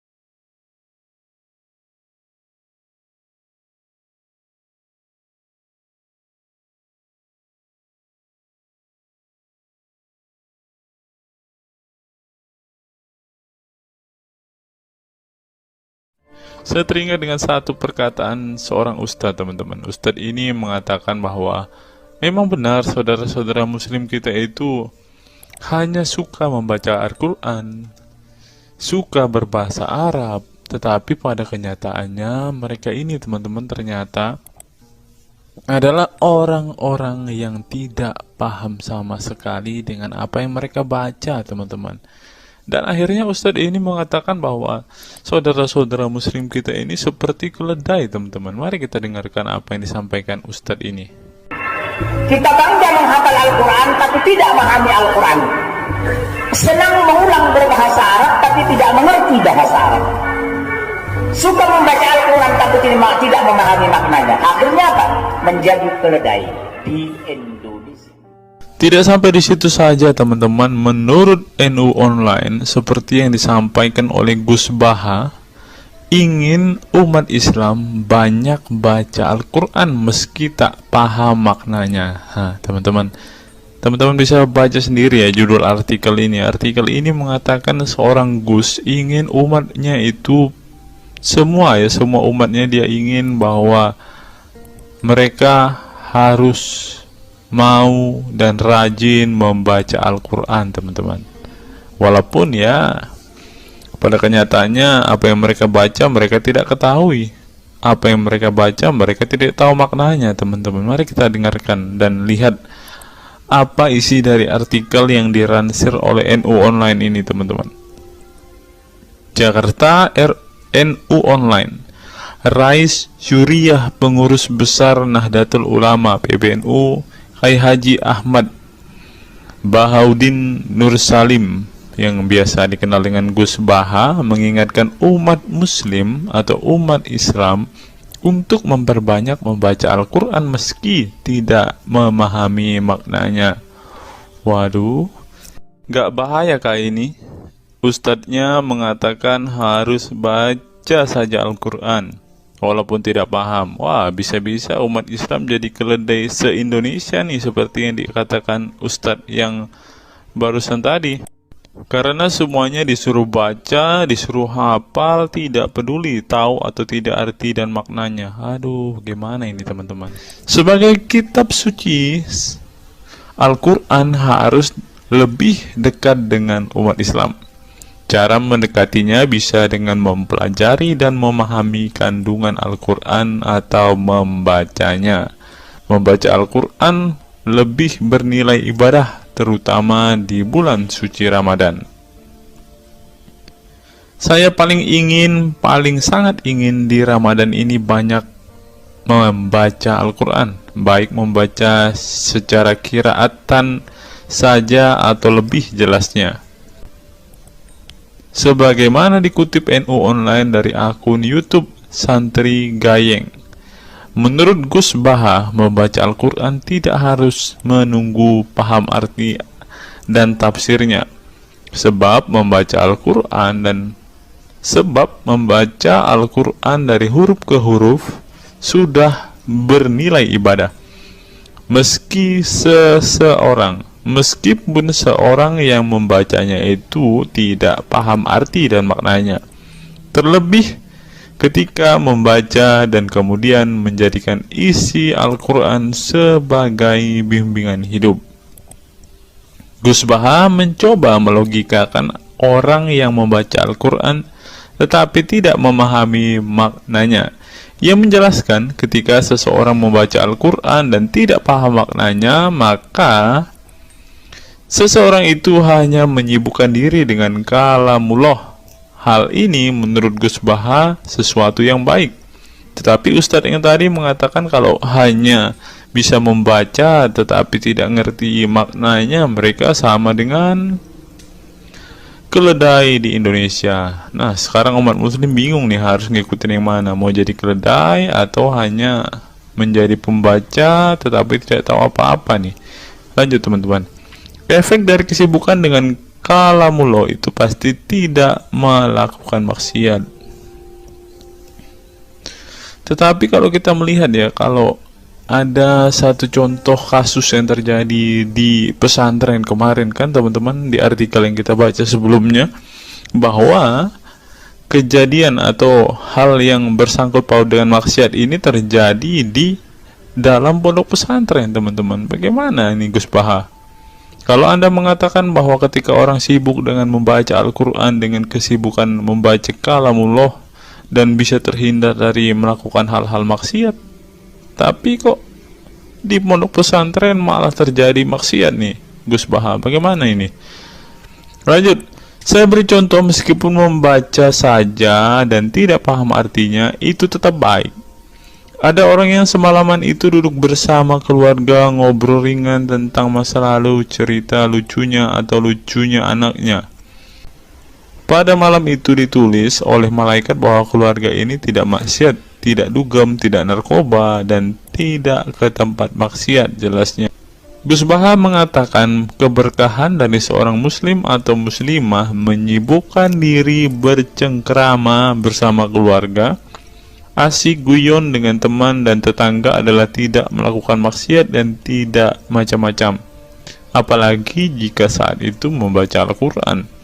Hal ini sesuai dengan kajian ilmu usul fikih yang dipelajari Gus Baha dari Al-Makfurlah Kiai Haji Maimun Zubair.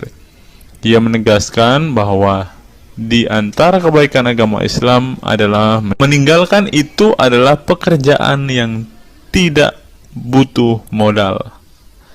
Gus Baha menjelaskan, apabila seseorang ingin mendapat pahala sholat, maka harus sholat. Kalau ingin mendapat pahala haji, maka harus haji.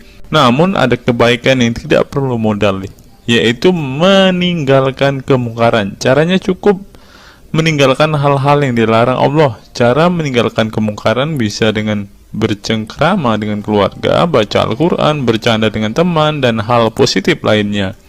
Sehingga kalau ada orang yang tanya, kenapa baca Al-Quran meskipun tidak paham itu dapat pahala? Satu, karena itu kalamullah. Kedua, sebagai kebaikan itu adalah meninggalkan kemaksiatan. Meninggalkan itu bisa dilakukan dengan hal-hal mudah. Ini pentingnya ngaji. Saya ngaji usul fikih dengan Kiai Haji Maimun, abahnya Gus Yasin, katanya. Gus Baha mengaku sejak kecil ia sudah terbiasa membaca dan mempelajari Al-Quran, bahkan hingga saat ini. Kebiasaan Gus Baha mempelajari Al-Quran yang berlangsung puluhan tahun ini membuatnya memiliki kecintaan yang mendalam dengan kitab suci yang diturunkan kepada Nabi Muhammad itu. Ia juga membaca banyak literatur klasik maupun modern untuk memahami Al-Quran. Kemudian melakukan diskusi dengan banyak pakar Al-Quran dari berbagai daerah dan negara tentang berbagai tema. Tetapi syukur-syukur bacanya Al-Quran itu paham. Artinya paham sesuai dengan kapasitas masing-masing. Saya mulai kecil hingga sekarang masih ngaji Al-Quran, masih belajar, juga masih terus mencari ilmu. Ucap pengasuh pondok pesantren Tahfidzul Quran LP3 IA Rembang, Jawa Tengah itu. Nah teman-teman, setelah mendengarkan apa yang dikatakan Ustadz Munzir Situmorang dan juga Gus Baha ini, taulah kita sekarang mengapa ketika ada debater Islam yang berdebat dengan saudara-saudara apologet Kristen kita, mereka tidak paham sama sekali dengan Quran mereka, dengan hadis mereka, karena ya seperti ini teman-teman. Membaca Al-Quran, menghafal Al-Quran itu adalah sebuah ibadah bagi kepercayaan mereka teman-teman.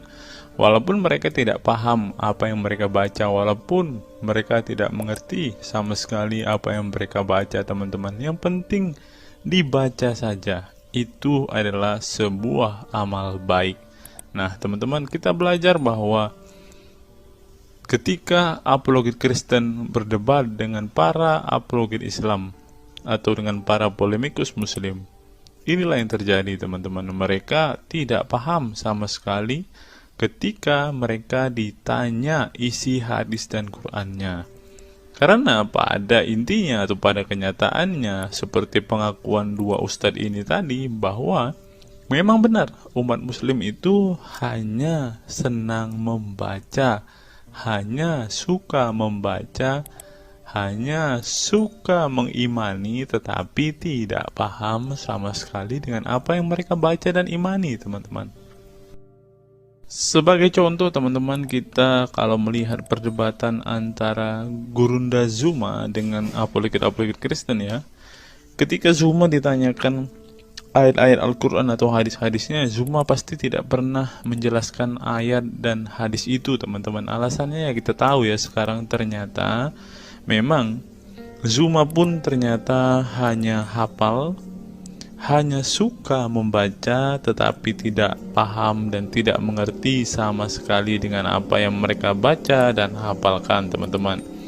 Ya, jadi kita bisa ambil kesimpulan bahwa orang-orang model seperti ini sama seperti keledai di Indonesia, seperti yang diungkapkan oleh Ustadz Munzir Situmorang tadi, teman-teman.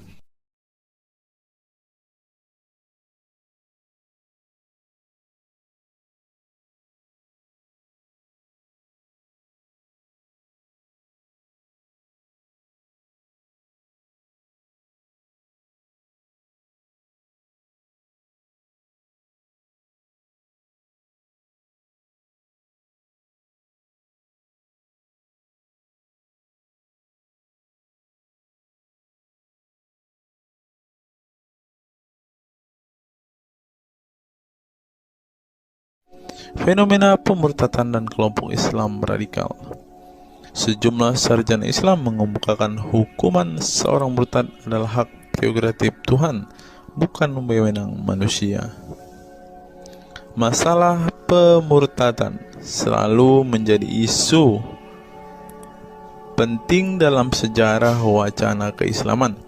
Dalam Islam, tindakan atau sikap seseorang muslim meninggalkan agama Islam, baik dengan perkataan maupun dengan perbuatan, disebut dengan ridah atau irtidad dalam bahasa Arab. Dan orang muslim yang melakukan tindakan ini disebut murtad. Nah, seperti yang dikatakan oleh Yakut tadi, teman-teman, dengan mengatakan toa itu seperti gonggongan anjing, dia sudah murtad, teman-teman. Itulah sebabnya saudara-saudara muslim menganjurkan dia untuk istighfar dan mengucapkan 2 kalimat syahadat kembali. Lanjut. Seorang dikatakan murtad belum tentu mereka pindah atau konversi ke agama baru. Bisa juga mereka kemudian memilih untuk tidak beragama, menjadi sekuler, ateis, agnostik, dan lain sebagainya. Masalah pemurtadan ini bukan hanya diskursus dan fenomena eksklusif dalam Islam saja, tetapi juga dalam agama-agama lain. Ya, ada banyak pendapat di kalangan sarjana muslim tentang status ridah dan bagaimana seharusnya memperlakukan seorang murtad. Ada yang berpendapat ridah adalah masalah kepolitikan, bukan masalah teologi keagamaan, sehingga orang yang keluar dari Islam murtad tidak perlu dikenai hukuman apapun, termasuk hukuman pembunuhan. Karena itu akan bertentangan dengan doktrin Islam dan Al-Quran yang menggaransi kebebasan bagi seseorang untuk beriman dan beragama atau tidak beriman dan tidak beragama. Bagi mereka, sejarah hukuman pembunuhan bagi orang-orang yang keluar dari Islam lebih mengacu pada fenomena dan alasan sosial politik belaka. Dengan kata lain, kata murtad bagi mereka mengacu pada pengertian pembangkangan politik ketimbang pemberontakan teologis. Tak ada konsensus mengenainya. Tetapi ada pula yang berargumen bahwa masalah pemurtadan adalah masalah teologi keagamaan, sehingga orang yang mendeklarasikan diri keluar dari Islam harus dihukum bunuh seperti yang dipraktikkan oleh generasi Islam pasca wafatnya Nabi Muhammad. Menariknya, sejumlah sarjana Islam terkemuka, baik klasik maupun kontemporer, baik Sunni maupun Syiah, sebut saja seperti Muhammad bin Ahmad al-Saraki, Abu al-Walid al-Baji, Ibrahim al-Naqi, Ibnu al-Human, Buharuddin al-Mahinani, hingga Ali Goma, Husin Ali Mutazir, Zafir Ahmad Gamidi, dan Torik Ramadan menyatakan tidak ada konsensus dari para ulama tentang hukuman bunuh bagi seorang murtad. Mereka juga menegaskan bahwa hukuman seorang murtad adalah hak prerogatif Tuhan, bukan wewenang manusia. Nah, sekarang kalau kita melihat, ada seorang ustadz mengatakan, siapa namanya itu, Abdul Somad, bilang bagi yang murtad darahnya halal. Nah, gimana ya dengan Abdul Somad ini, teman-teman? Dia sudah tidak menghidupi apa yang diajarkan oleh pendahulu-pendahulunya, teman-teman. Lanjut, masalah sejarah dan fenomena pemurtadan dalam Islam ini dengan baik dikupas oleh Abdullah Said dalam Freedom of Religion, Apostasy and Islam, atau Taha Jabir Al-Wani dalam Apostasy in Islam, Historical and Scriptural Analysis.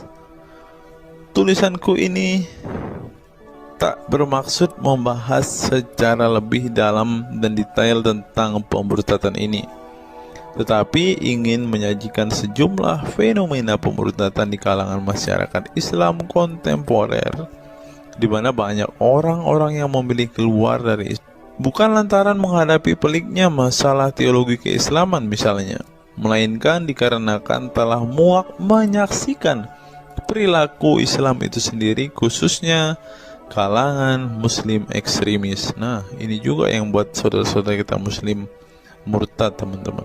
Nggak tahu ya Abdul Somad termasuk orang yang Islam atau muslim yang ekstremis atau enggak ya, karena dia bilang siapa yang murtad darahnya halal. Bisa jadi Somad salah satu Islam ekstremis.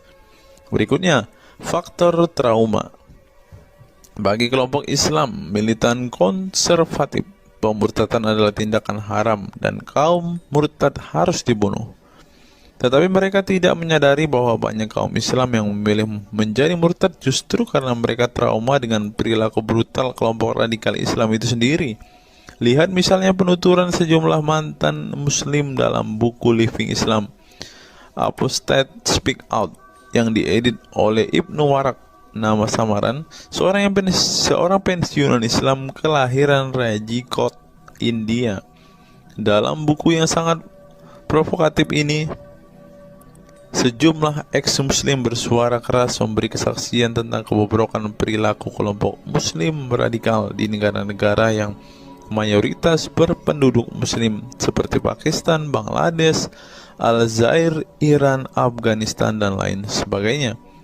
Para penulis buku ini sebelumnya merupakan para sarjana aktivis muslim yang taat saleh sampai akhirnya mereka menyaksikan momen-momen mengerikan dalam hidup mereka hingga akhirnya mereka menyatakan goodbye pada Islam. Lihat teman-teman, mereka ini adalah saksi keekstriman Islam, teman-teman. Kini mereka memilih menjadi Kristen, agnostik, ateis, humanis, sekularis, free thinker, dan lain sebagainya. Setelah mendeklarasikan dari emoh pada Islam, mereka kemudian pada umumnya memilih tinggal di Barat, khususnya Amerika Serikat, Kanada, Eropa Barat, dan Australia. Karena kalau mereka tinggal di Arab ya pasti dipenggal, teman-teman. Sebagai suaka baru mereka dengan pertimbangan satu, masalah ketidakamanan jika mereka tinggal di negara asal mereka, sebab seorang yang pindah agama dihukumi murtad dan mereka itu bisa dibunuh. Nah, benar apa yang saya katakan tadi kan, teman-teman. Yang kedua, lantaran di Barat ada jaminan soal kebebasan beragama. Nah, kalau di negara asal mereka hanya satu agama, teman-teman. Kalau mau meluk agama lain ya siap-siap dipenggal karena darahnya halal. Inilah ajaran Islam yang asli. Berikutnya, buku yang ditulis oleh kaum murtad ini penting untuk disimak sebagai kritik tajam atas tindakan radikalisme agama yang dilakukan oleh, meminjam istilah Muhammad Said Asmani, kelompok ekstrim yang sering menebarkan kekerasan dan kebencian dalam menyampaikan pesan-pesan keagamaan, tanpa disadari bahwa perilaku sadis dan barbar mereka telah menyebabkan sebagian umat Islam frustasi dan kehilangan kepercayaan terhadap agama mereka, kemudian memilih hengkang dari Islam. Ini menunjukkan bahwa masalah pemurtadan atau proses konversi tidak semata-mata masalah teologi keagamaan, tetapi juga sosial, politik, dan ekonomi. Itulah yang dialami Ibnu Warok, Ali Sina, Anwar Saik, Faisal Muhammad, Serek Malik, Samia Libini, Abul Qasem, dan masih banyak lagi. Semula mereka adalah para pemeluk Islam saleh yang kemudian memilih keluar dari agama ini setelah mereka mengalami dan menyaksikan peristiwa tragis dalam sejarah hidup mereka.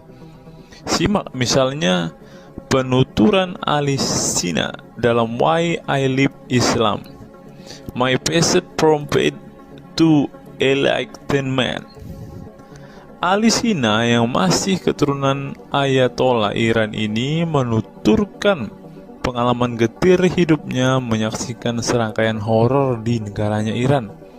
Dia mengatakan sejak Ayatollah Khomeini berhasil menggulingkan diktator Shah Reza Pahlavi pada tahun 1979, segera ia mengganti ideologi sekuler negara dengan ideologi Islami yang tunduk sepenuhnya pada otoritas Khomeini.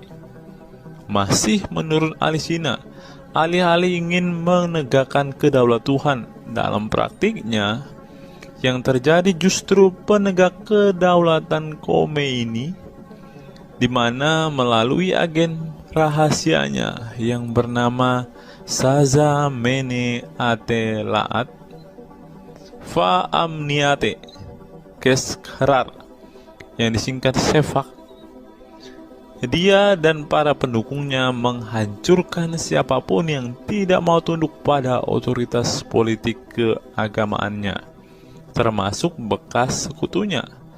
Maka pada saat Imam Khomeini berkuasa, kata Sina, nyawa pun menjadi sangat murah. Ribuan orang Irak dibunuh sebagai efek perang teluk antara Iran-Irak. Ribuan pengikut Bahai Faith disiksa dengan tuduhan murtad, dan ribuan penduduk Iran yang menolak otoritas politik dan agama sang imam dipenjara. Nasib kaum perempuan lebih tragis lagi. Sebelum dibunuh, mereka diperkosa oleh tentara syariat dengan alasan sebagai imbalan pembangkangan kepada sang ayatollah sekaligus tiket menuju surga. Oh, ngeri teman-teman, tiket menuju surga. Peristiwa tragis semasa rezim Khomeini ini membuat Ali Sina trauma dan kehilangan kepercayaan terhadap Islam sehingga ia memilih murtad. Sekarang ia mendirikan Faith Freedom Foundation untuk mengadvokasi orang-orang yang ingin meninggalkan Islam. Selain Ali Sina, pengalaman getir juga dialami oleh Abul Qasim Bangladesh, Sherak Malik Pakistan, Anwar Saik Pakistan Bertain, Nadia dari Maroko, Samia Libina dari Tunisia, Azad dari India, dan masih banyak lagi. Setelah mengalami dan menyaksikan sejumlah peristiwa tragis kekerasan agama yang dilakukan kaum muslim radikal di negara mereka, mereka kemudian hijrah ke iman yang baru.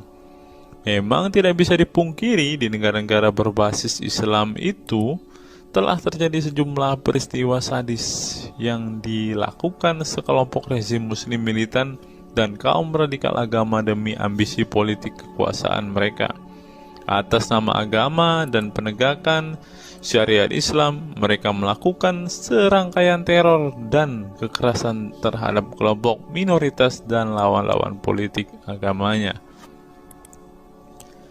Penulis perempuan Mesir Bat Ye'or telah menunjukkan dengan baik sebagian dari sejarah gelap radikalisme kelompok militan konservatif terhadap kaum minoritas ini dalam buku The Decline of Eastern Christianity Under Islam From Jihad to Dhimmitud. Dalam buku ini, dia berpendapat bahwa konsep dhimmi, khususnya Kristen dan Yahudi yang secara literal mengacu pada definisi protected people, orang-orang yang dilindungi, dalam realitasnya justru menjadi kelompok yang diperas, dieksploitasi karena di samping dipaksa membayar pajak pada pemerintah, mereka tidak pernah menikmati hak-hak sipil sebagai warga negara. Di negara-negara berbasis syariat Islam, mereka memang menjadi warga negara kelas 2, kalau bukan malah tidak berkelas lagi. Wah. Tidak hanya non-muslim saja, kaum muslim yang kebetulan berseberangan dengan ideologi dan aliran keagamaan rezim penguasa, baik rezim Sunni maupun Syiah, juga mendapat perlakuan kejam dan diskriminatif.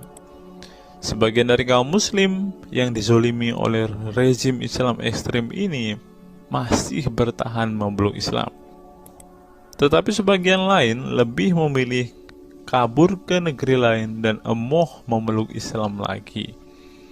Ilustrasi di atas merupakan peringatan keras sekaligus memberi pelajaran berharga bagi umat Islam. Dengarin saudara-saudara Islam, khususnya kelompok muslim militan konservatif yang selama ini getol berdakwah dengan cara-cara kekerasan dan intoleran. Perilaku brutal dan aksi-aksi kekerasan yang mereka lakukan tidak hanya menyebabkan simpati publik terhadap kaum muslim merosot, atau melorotnya tingkat kepercayaan publik terhadap Islam sebagai agama damai, toleran, pluralis, dan rahmatan lil alamin.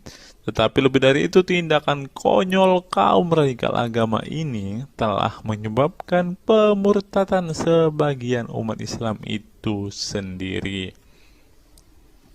Kedepan kaum muslim harus menebarkan Islam dengan cara-cara damai, santun, dan toleran, bukan dengan tindakan keras, kasar, dan intoleran yang justru merugikan Islam dan kaum muslim itu sendiri. Jika memang Islam itu agama rahmat bagi alam semesta, maka buktikan itu dengan tindakan nyata. Wallahu alam bishawab.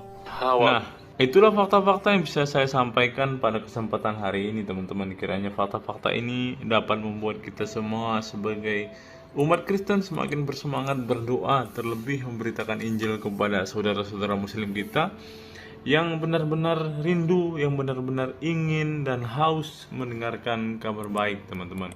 Karena Alkitab memang mengatakan ada orang-orang yang hatinya sudah tertutup untuk Injil dan mereka tidak akan pernah mendengarkan kabar baik itu.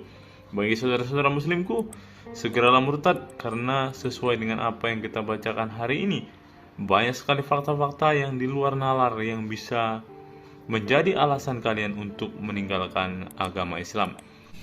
Apa pendapat teman-teman setelah menyimak video ini? Silahkan tuliskan komentar waras teman-teman di kolom komentar video ini, agar banyak orang semakin waras dan semakin sadar bahwa hanya Yesuslah satu-satunya Tuhan dan Juru Selamat. Hanya Yesuslah satu-satunya yang menyediakan surga bagi setiap orang yang percaya kepadanya.